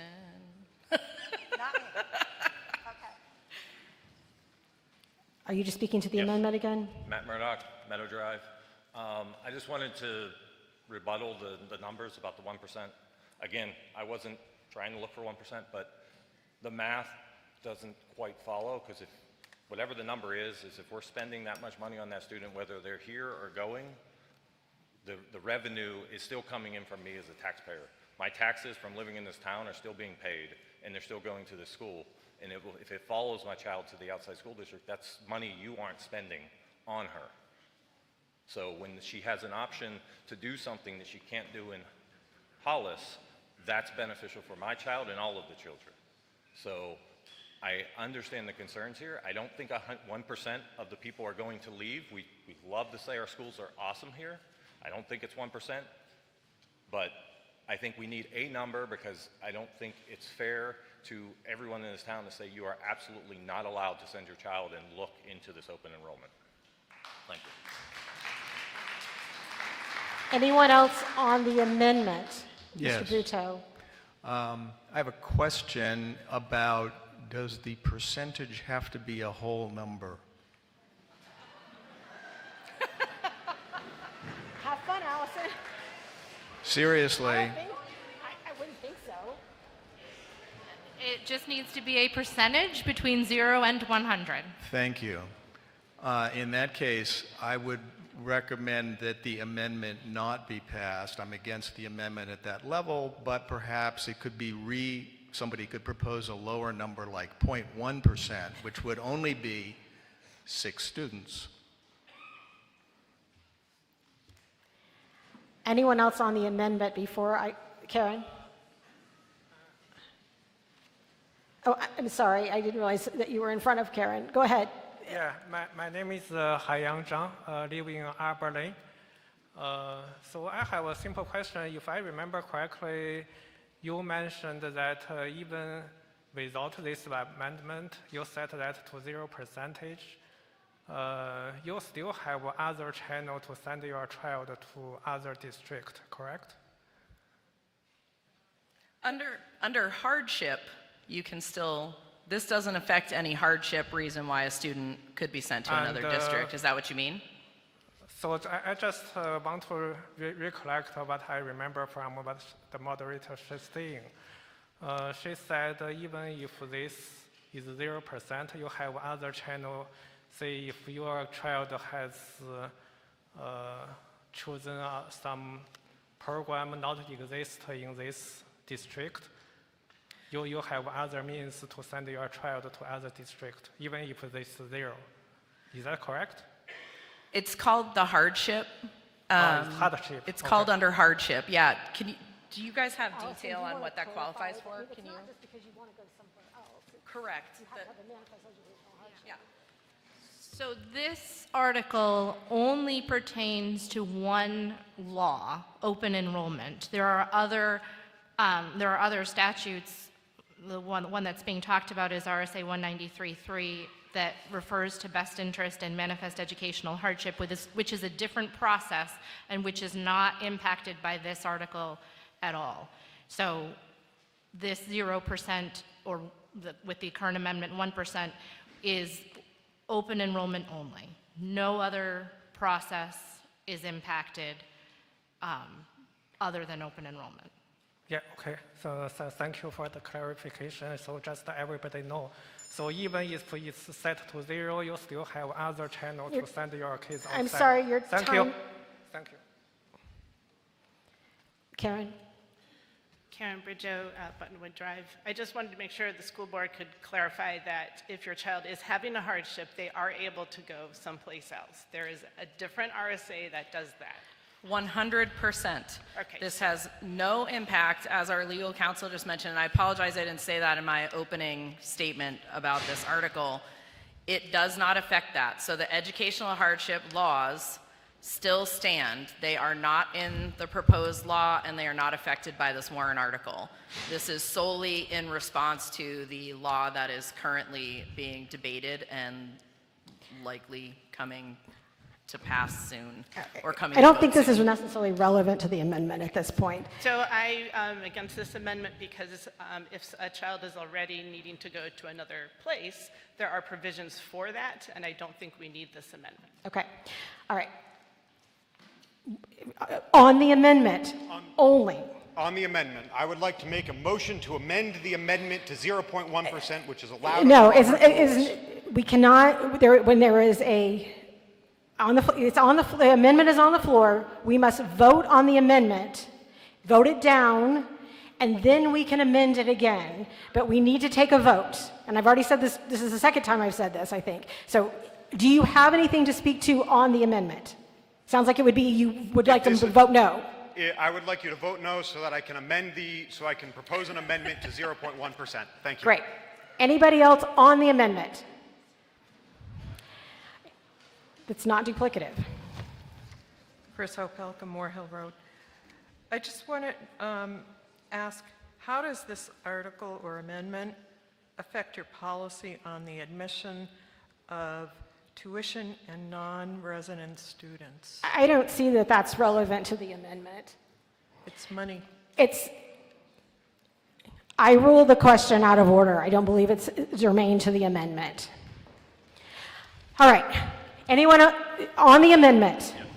Okay. Matt Murdock, Meadow Drive. I just wanted to address the hardship issue because I have looked into it. That is not relevant to the amendment at this point. It's relevant to the 1% that we're talking about. Go ahead. And the reason being, and the reason I'm requesting 1% in open enrollment is because the reason the open enrollment is there is hardship does not work for everyone.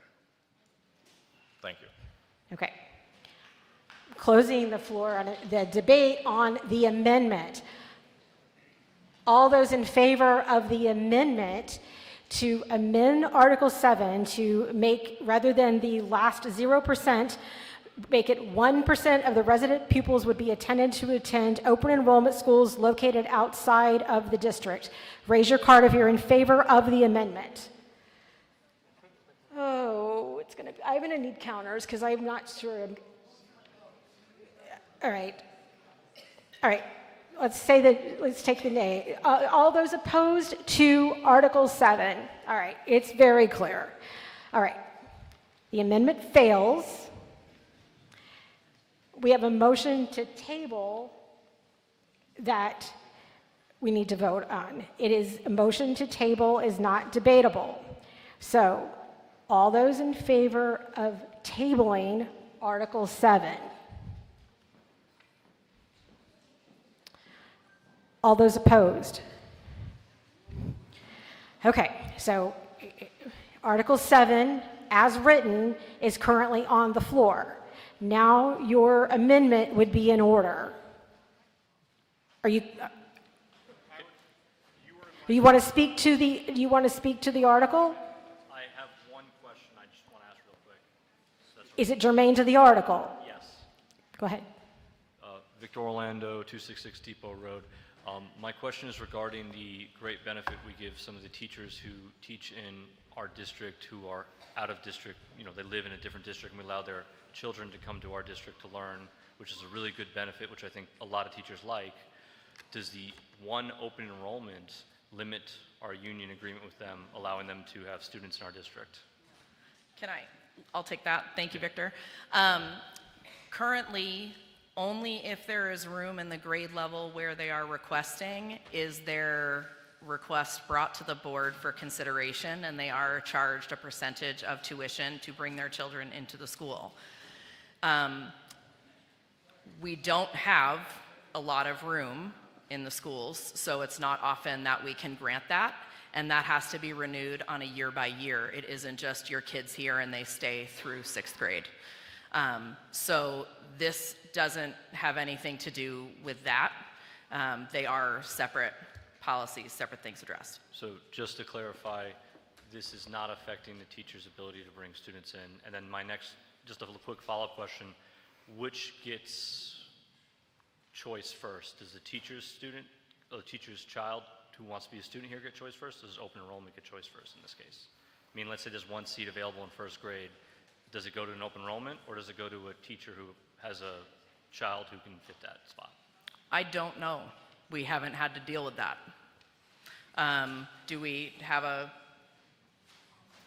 We'd have to make a policy on it. So if you feel strongly that it should go to an open enrollment student versus a teacher's child, we could have that as a board policy.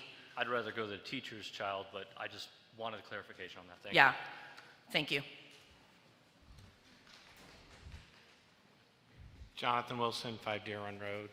I wanted to just get some clarification from council on why we're proposing it this way, the zero thing, and can you guarantee that this doesn't open us to potential lawsuits from a parent who wants to send their kid out of district and we have this zero policy? How did we come to this decision?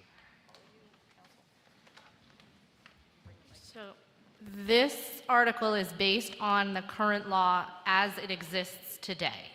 And with the case that was mentioned previously, every student in Hollis could attend an open enrollment school in another district should that they choose to do that. So this is based on the current law, which allows you to limit that from a percentage of 0 to 100 for your resident students. I mean, I can't guarantee anything in that context, but this does allow protection based on the current status of the law. Right, so if we set a policy that says you can't leave, and then that doesn't potentially open us to a new lawsuit from that parent who wants their kid to leave? I'm sorry, I just didn't hear your question. So if we set a policy that says your child is not allowed to leave our district, essentially, under this law, that doesn't open us up to a potential lawsuit from the parent?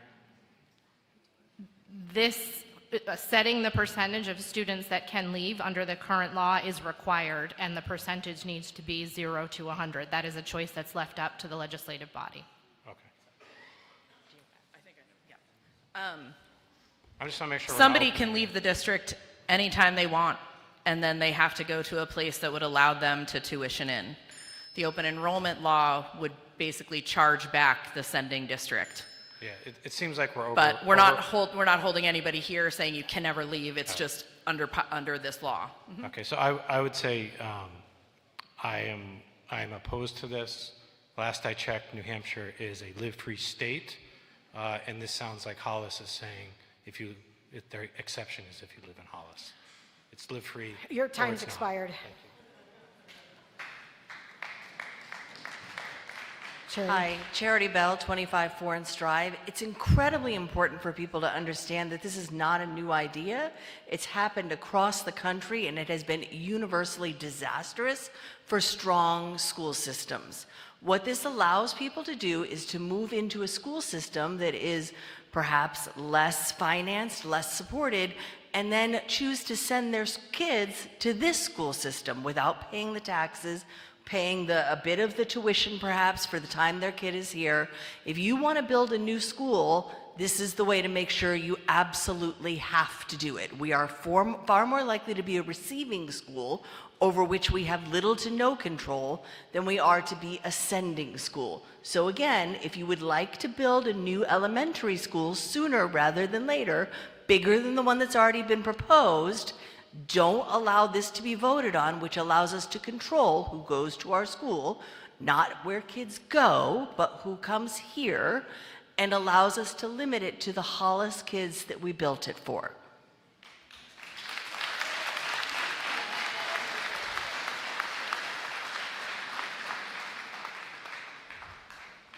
James Piccirillo, Depot Road. I would like to make an amendment to move the amount of outbound percentage to 1/4 of 1%, which maths out to one student who is allowed to leave under this policy. Okay, I just want to make sure I understand. You want to change the 0% to 0.25% of the resident pupils Yes, are ma'am. permitted to attend an open enrollment school. Yes, ma'am. Okay, now that I've clarified what the amendment is, does the amendment have a second? Mr. Garubas will second it. Is there any debate on the amendment? I feel like we've had a lot of debate on this already. On the amendment? Yes. I believe the math is a little wrong. 0.25% of 600 students? Is 1.707. 683 times 0.25% comes out to 1.7. 1%. Oh, you're right. Right. I just fiddled around with it a whole bunch. That's how I got to 0.25%. Yeah, it's 1 3/4 of a student. Apple withdraw calculator my- for the win. It's late. None of our math skills are terribly good at almost 11 p.m. Just Tom Geehans. Anyone else on the amendment? Okay, all those in favor of the amendment, raise your card. All those opposed? Okay, the amendment fails.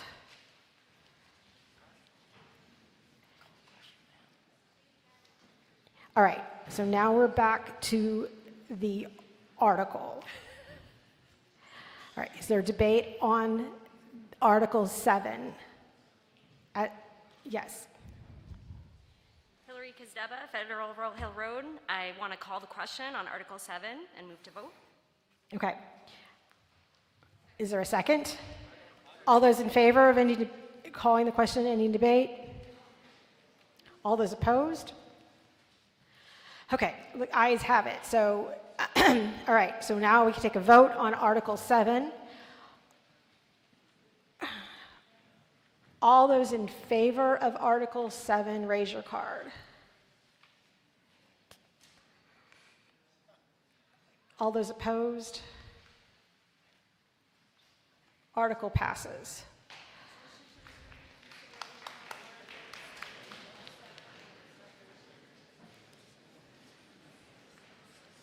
Okay, we have a motion for reconsideration. Motion to restrict reconsideration made by Darlene Mann and seconded by Mike Harris. Okay, so on the motion to restrict reconsideration for Articles 3 through 7, all those in favor of restricting reconsideration on Articles 3 through 7? Okay, all those opposed? The motion to restrict reconsideration on Articles 3 through 7 passes. Okay. All right. While we spent a lot of time on Article 7, I got a couple goodies.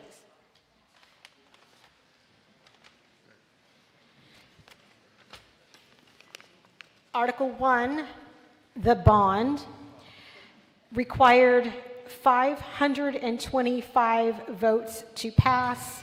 We had 285 yes votes, 590 no votes. The motion, the article fails for a total of 875 voters, which is a mighty good number. So thank you for everybody who came out. So Article 1 fails.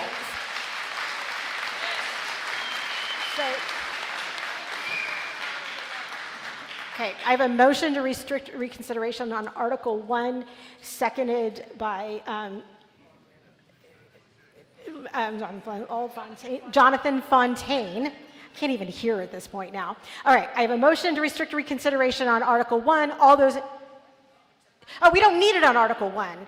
Then that's because we don't need a motion to restrict reconsideration on Article 1 because it's a bond and it would automatically be in 7 days. So what a motion for to restrict reconsideration does, it doesn't mean that we could never do it before the end.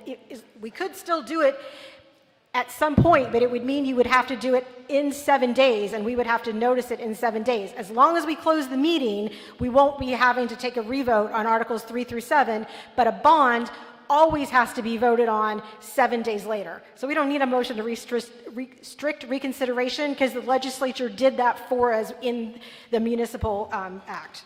All right. Now, I promised that we would do the budget, which is Article 8. Funny how we got there.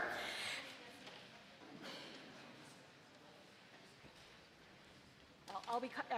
Yeah, the results of the SAU budget, which remember these get rolled in to the other two districts, there was 217 yes votes, 190 no votes. So at least for the Hollis School District, you had enough votes to pass the SAU budget. We'll have to see at the conclusion of the co-op meeting, which is Thursday. All right.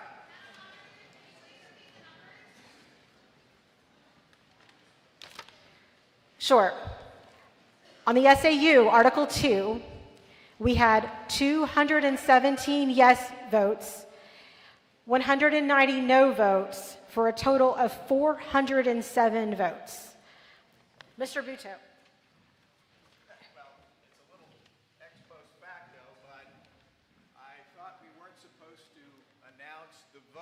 on the SAU ballot until all votes had been counted by all districts? No.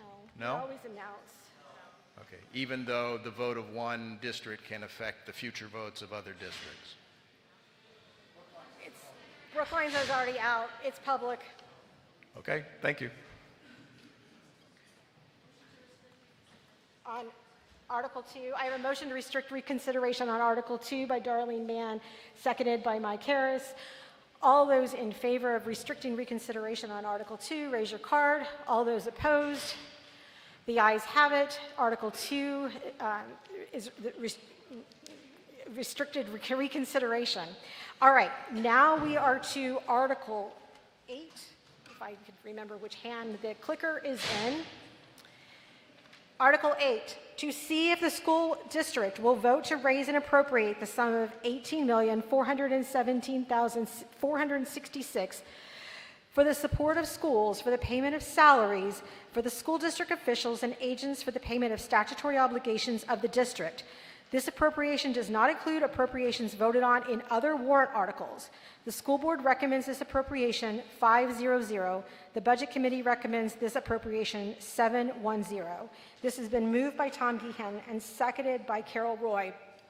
And the estimated tax impact on this, you can see it on the slide, is $6.18 for $1,000 of home value and $4,607 for the average single-family residence.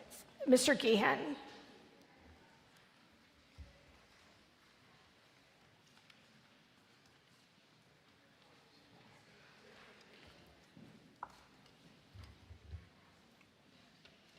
It's too late in the evening for me to do math on the fly, so I'm going to try to stick with the slides. All right.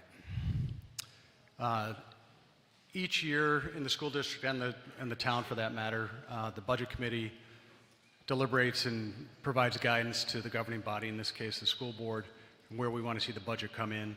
You can see the numbers here. I think the salient point is the proposed budget is about $7,000 under the guidance provided by the budget committee.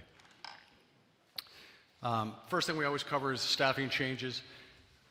You can see here this budget, if passed, will reduce one regular education teacher. It will also reduce 0.6 support staff. Those positions are filled positions, so I believe unions would be informed that job actions would occur. The final point is for education support staff, instructional assistants. Those have been budgeted but empty for some time, so in a sense it's a cleanup and a reduction. We always cover the top increases and decreases. The increase, you see a significant increase in the classroom teacher salaries. That is a direct result of the vote at, I think it was last year's meeting, where the contract was approved. So that goes into the budget essentially without, it's a non-discretionary increase. Special education tuition, I think I spoke about this at the outset in my remarks, it seemed like quite a while ago, that a significant increase in the overall budget is due to increased needs in special education. The numbers show an increase, but again, with those increases in special ed, there were savings found in other places. For example, the staff reductions that I just spoke to on the prior slide. You can see one of these special ed increases, tuition going up. The school board for years has strived to keep as many Hollis students in Hollis as possible. The sense is that we can provide the best services for them here locally. However, there are cases, in a case-by-case basis, special education is reviewed, and the professionals assess that there was a need to utilize some out-of-district services. Teacher retirement, that line item is, speaks to the role of the Hollis School District as employers of all the staff. They participate in the New Hampshire retirement system, and as the employer, we're required to make mandated contributions to the retirement plans. Another special education cost, the out-of-district services I just alluded to. And finally, health insurance went up about $57,000. That's a relatively small increase of just under 3%. Major decreases, I talked about some of the staffing decreases. That's the first item line item, a savings of about $70,000. And the next one, replacing computer equipment, we're going to have a similar theme with the math textbooks in the course of trying to meet the budget guidance and limit increases. The administration and school board deemed that they could get by with existing computer equipment and math textbooks through the coming academic year. The line in between those two, retirement benefits, there is a element of the collective bargaining agreement that allows, I believe it's 4 teachers, if they declare that they're going to retire before a certain date, they get a small stipend. We had some last year, nobody declared this year, so that budget line item goes to 0. And finally, bond interest. We still have a couple of long-term debt items out there. H-Smart, the capital improvement plan, and I think H-Step still has a year or two to go. And the debt service on that goes down by just over $28,000. And I believe that's it. Thank you. Okay, I'll open the floor on Article 8, the operating budget.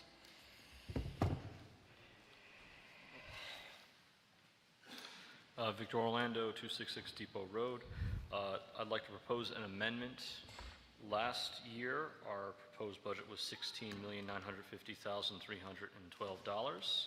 I'd like to propose that the new budget be amended to that total times the 2.4% rate of inflation to bring it to $17,357,119.49. Yeah, we're going to need that in writing because it was very difficult to hear. Sorry, I'm Can you tired. hand it up in writing? Yeah.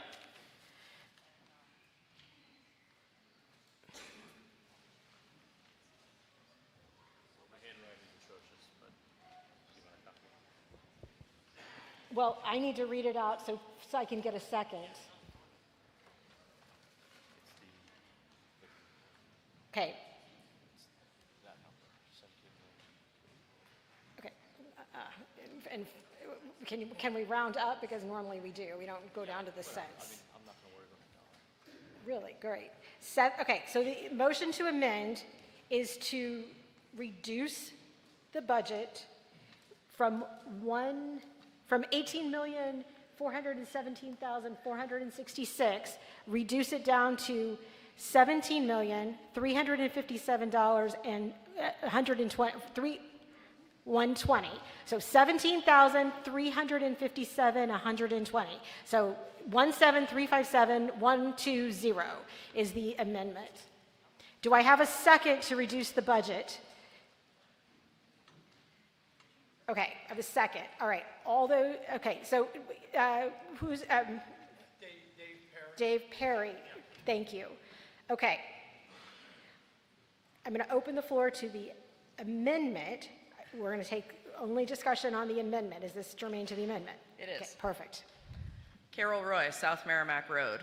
I don't agree with the amendment because it is taking a number that did not take into account the not yet voted in teacher's contract that passed with an overwhelming majority last year. We cannot go back to a number that did not include what are our current expenses. Thank you.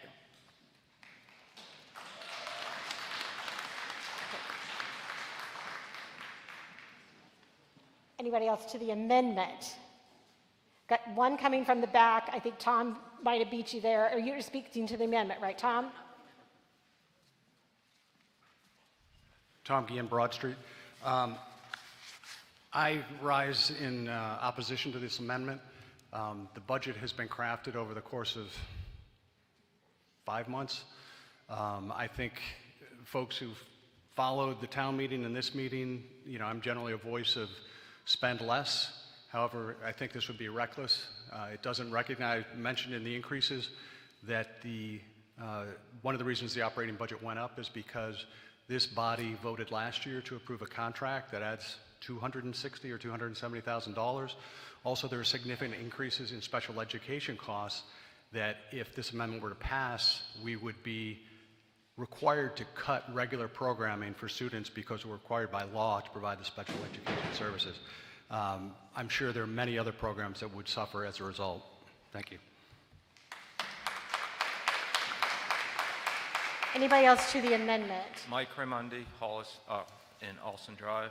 So I just heard that the teacher's contract was passed and could not be changed, so that therefore it sounded like we were locked and didn't have this as an option. Wouldn't that just mean we'd have to find the savings elsewhere in the budget, cutting something else to accommodate the fixed teacher's contract? Is that the case? Can I get an answer to that, please?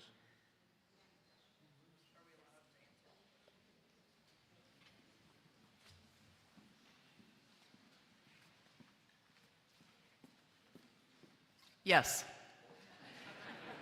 Thank you very much. Any other discussion of the amendment?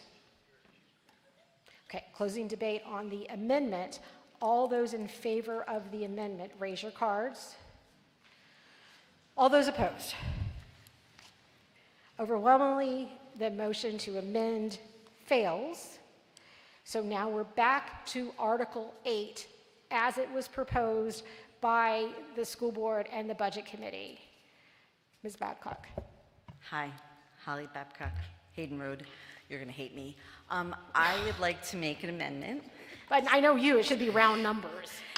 I would like to amend the budget $160,000 up. So I'd like to add $160,000 to the budget. I don't have the book in front of me, so, that's my amendment. I'd like to speak to it also, but I don't know the process, so. She wants to increase the budget by $160,000, but I need to have a total number. So if I can get Darlene or Tom to do some math. I'm sorry. Well, God knows we don't want the lawyer doing math. I think Jonathan has it. Do you have it? I just. You touched it. I touched it. Go have her read that number. Okay. If you did the math. $18,577,466. Can I see that one last time? Okay. $18,577,466. 77. What was the last? 18577,466. Okay. Is there a second to the motion to amend to $18,577,466? The second, Amy Kellner up in the corner is the second. Any discussion to the amendment? Can I speak to it? I'm proposing this because I feel like this committee has done some amazing work on the bond, and I think they need to do more work. Unfortunately, I think that they need to go back and relook at some of the things that were suggested, maybe form a new committee, but that is not free, and they might need to look at the plans and rework them. And so this is $4,000 less than what was given last year, or approved last year, I should say. So that's why I'm suggesting it, so that we can read things, because I think the need was made very clear today, and I think that many of us can agree that there's a definite need and we need a solution. So I think we need to go back to the drawing board. All right. Any other discussion on the amendment? Seeing none.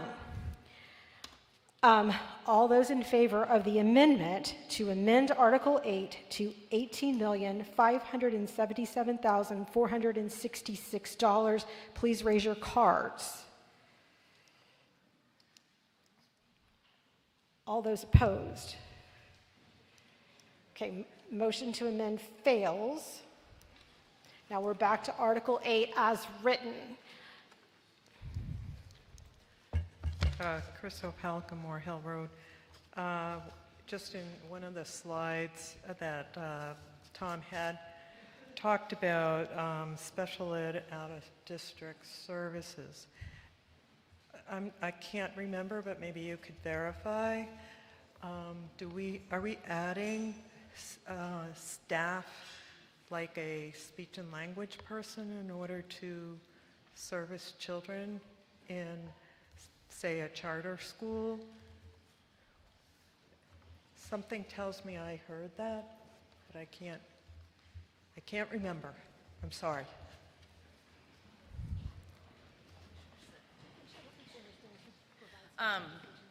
Correct me if I'm misspeaking, Lauren, because Lauren is our assistant superintendent and is in charge of all this. A child that lives in our town and attends a charter school, we still are responsible to provide services to them. correct? Okay, I just want to make sure I'm saying all of the things correctly. It's not targeted to them, it's just their benefit from living in this town with this Right. district. Right. Whatever needs do arise for our special education population, we are required by law to fulfill them. Whether that means that we have to add staff or amend spaces in order to provide those services. So is this adding staff, this category that Tom had? A portion of this budget does address that. A portion of, say, the 160 some odd thousand or so? I'm sorry, I can't hear you from here. She said it's going to a myriad of needs. Okay. Thank you. John Worthington, 4 Emerson Lane. Yeah, with regard to the special education, since the increase was so large, I just wanted to understand what's driving that. Is it an increase in the number of students or an increase in the spending per student or some combination? Increased needs of students lead to more spending per student. That's just how that works. To address some of the other questions and chatter I've heard, the moment a child in our district turns 3, if they have identified needs, the day they turn 3, not at the beginning of the following school year, but that day, they become the responsibility of the district. So that's why when our pre-K program is talked about and about the space needs that they have for those intensive needs classrooms, that's kind of what they're talking about. It's not just the kids coming right into kindergarten and just attending a typical pre-K. We are responsible for them from the moment they turn 3.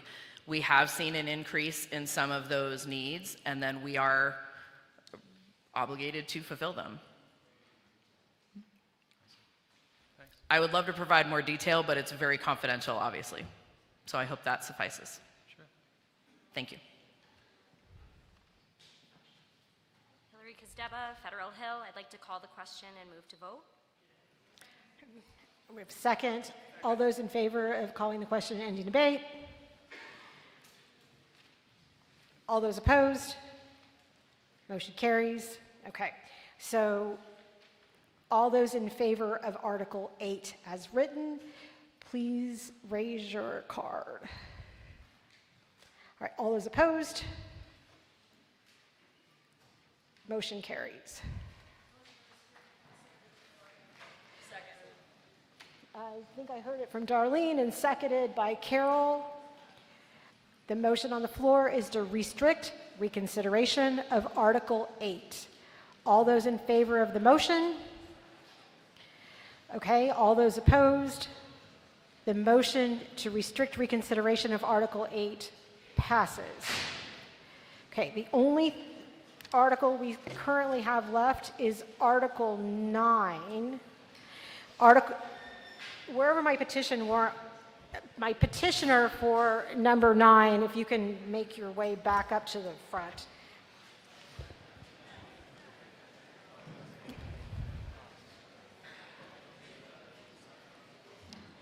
All right.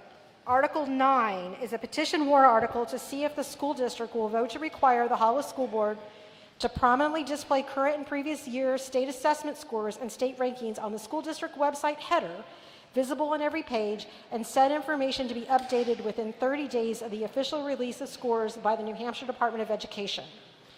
The school board does not recommend this article, and it was misprinted on the original warrant. The school board does not recommend this article, and a vote was 3-1-1. This has been moved by Carol Roy and seconded by Rafi Zak. And the petitioner warrant article under current law, you get 10 minutes, but please don't take it. I'm gonna keep it really brief. So my main thing. Sorry about that. I'm gonna keep it really brief. Whether we like the scores we get on the assessments or we don't like them, whether we feel the test is fair or we feel the test is unfair, we should still have public available access to it. It should still be displayed prominently and easily for us to find it. It's a scarlet letter for us if we're doing bad, and it should be a banner of pride if we're doing well. If we're not doing well on the test, then we should talk about it, and it should be a point of conversation. It shouldn't be something we're hiding from and we're not showing anywhere. That's the whole thing. Thank you. If you were only the petitioner Thursday night. Mr. Butow. I move to table this amendment. Do we have this article, excuse me. Okay, so do we have a second to the motion to table Article 9? I don't know, I think Holly had it over there. Holly Babcock is the second. All those in favor of tabling Article 9? All those opposed? All right, I think I need to count. It's pretty close. I don't think it was. Can I get my counters? Sorry.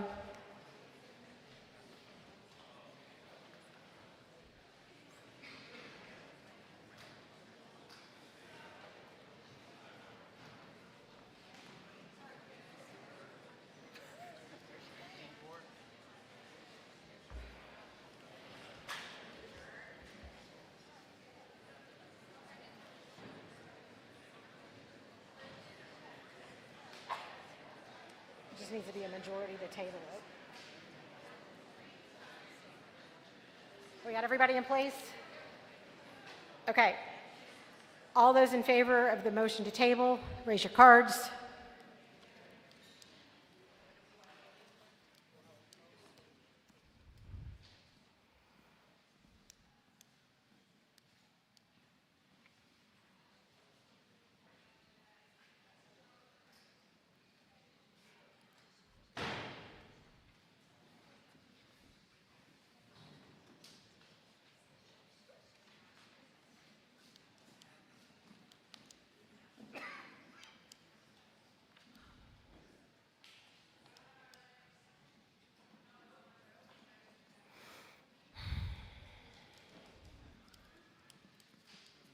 Okay, I think you guys have, okay, all those opposed?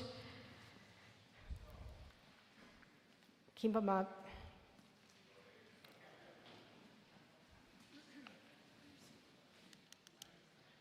It's close.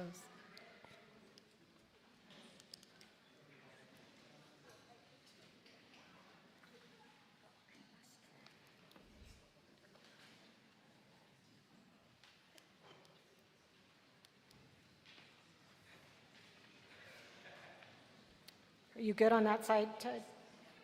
Okay, in the middle here, down here. Are you all, Melinda, you got everybody on this side?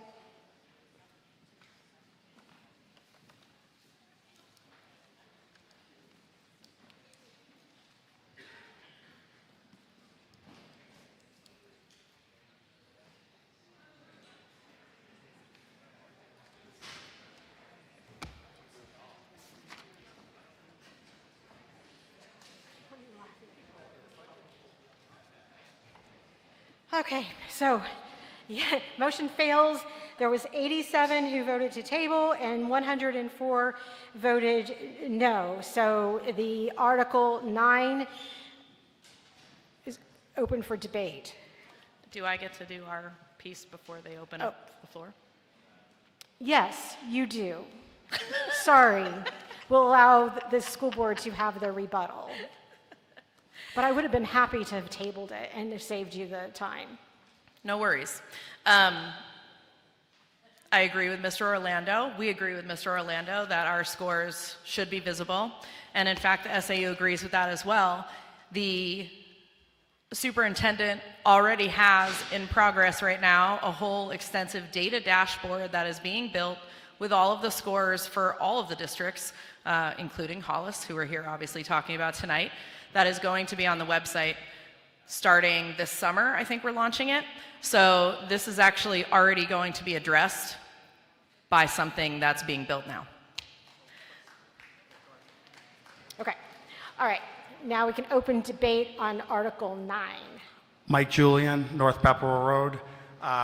Even though it's already being addressed by some dashboard, what is the issue with codifying this into law, and what is the issue with transparency? This is, I get that these are going to be published, but there is no issue, there shouldn't be an issue with us passing this if that is the case.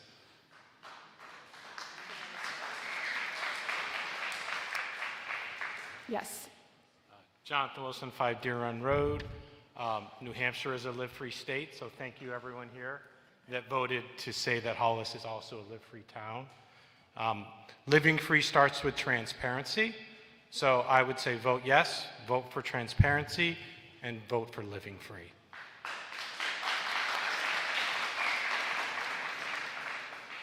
Robert Mann, 29 Nartoff. I'd like a clarification, Madam Moderator. Is this compelling or is this advisory?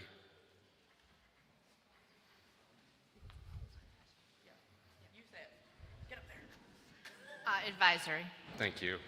So whatever the turnout, I don't particularly support this because I happen to know the efforts that are already in play to do something very similar. So I stand in opposition to this, and thank you for that clarification.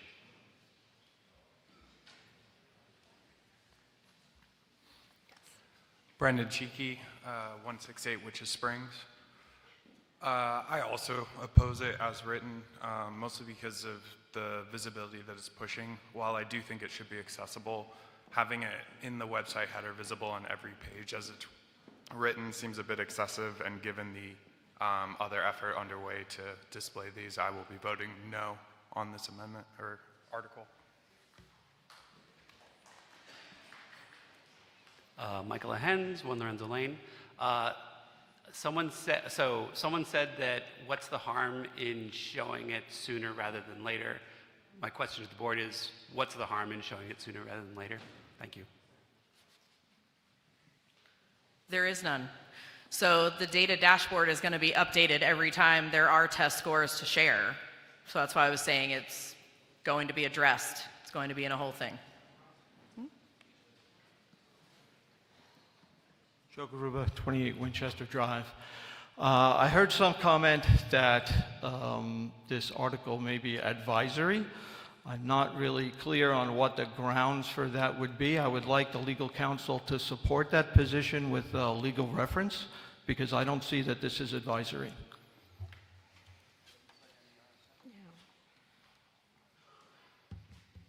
May I? The body has the authority to raise and appropriate funds and to take action that is set forth in RSA 194. This is not specified in either 32, RSA 32 or RSA 194. It is within the purview of the school board and the superintendent and the administration to make that determination, and therefore it is advisory. Okay, thank you.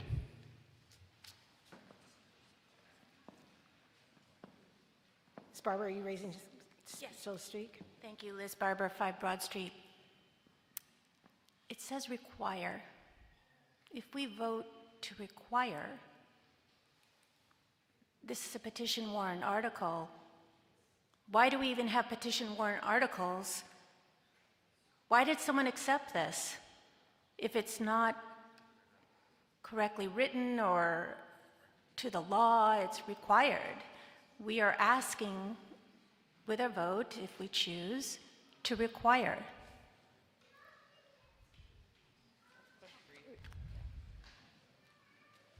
Legally, the board is required to put petitioned articles on the warrant if there are enough registered voters that sign the petition, so that is why it is on the warrant. And the wording needs to remain as it is in the petition. It seems as though the board has indicated that they are planning on doing it, even though it is advisory. The law is essentially that unless it is obviously illegal, it has to go on the warrant. And all of the case law basically aligns to it's more likely than even to put it on the warrant, even if it's possibly illegal, but this one's clearly advisory. It has to go on the warrant. This one's advisory. Okay, thank you very much. Hi, Sue Hamola, Mendelson Drive. So if I understand this correctly, something is advisory if it does not have a dollar figure. Is that correct? A dollar figure is what the body votes on. So is this warrant article able to be amended to see if the school district will appropriate $1 to require the Hollis School Board to prominently display current and previous year's assessment scores and state rankings on the school district website header. Is that the problem because there's no money attached to it? Warrant, you can't add an appropriation to the warrant because it wasn't warned as part of the warrant when it was posted. Okay. I will say as a comment, I think that you have a lot of people who are here very late at night because they would like to see this information more accessible, because right now it's very difficult to find things on the SAU website. And I think that it's a little tone deaf to sort of shut that down by saying, we might do it, we might not. We'll take it under advisement. That's all. Thanks. Can I reply? Mike Julian, North Pepperell Road. I'd like to follow up with what Sue said. I think it's also wildly inappropriate for the moderator to say that she would like to have seen this tabled. I think that's very biased in your position as moderator. So, number one, and I'd like to move to motion to end debate. Motion to, I don't know what you just said. He's moving to end debate. The first thing I said, I think it was biased and inappropriate for you to say, I would have rather seen this tabled when we were voting for it. You absolutely said that. It's recorded. You said that as moderator. That's inappropriate. And the second thing is, I'm motioning to end debate. Is there a second?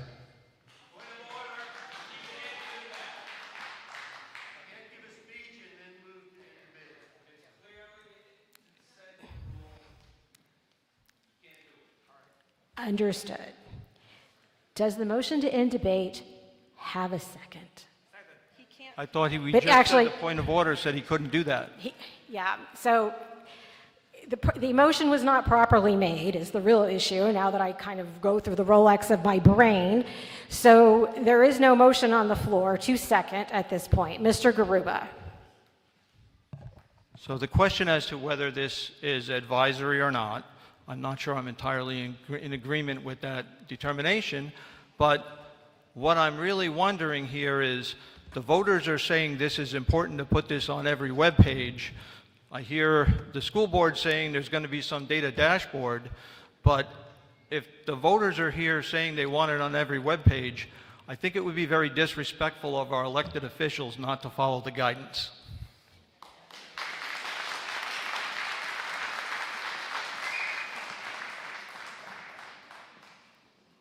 Lene Day, 145 Broad Street. I'd like to move the question. Do I have a second? Amy Kellner? All those in favor of moving the question and closing debate? All those opposed? Motion carries. All those in favor of Article 9, please raise your cards. All those opposed? Motion carries. All right, can I get a motion to dissolve the meeting? Tom and Mike Harris, all those in favor of dissolving the meeting, raise your cards. All those opposed? All right, don't forget, you get to come back for more fun on Thursday night for the co-op.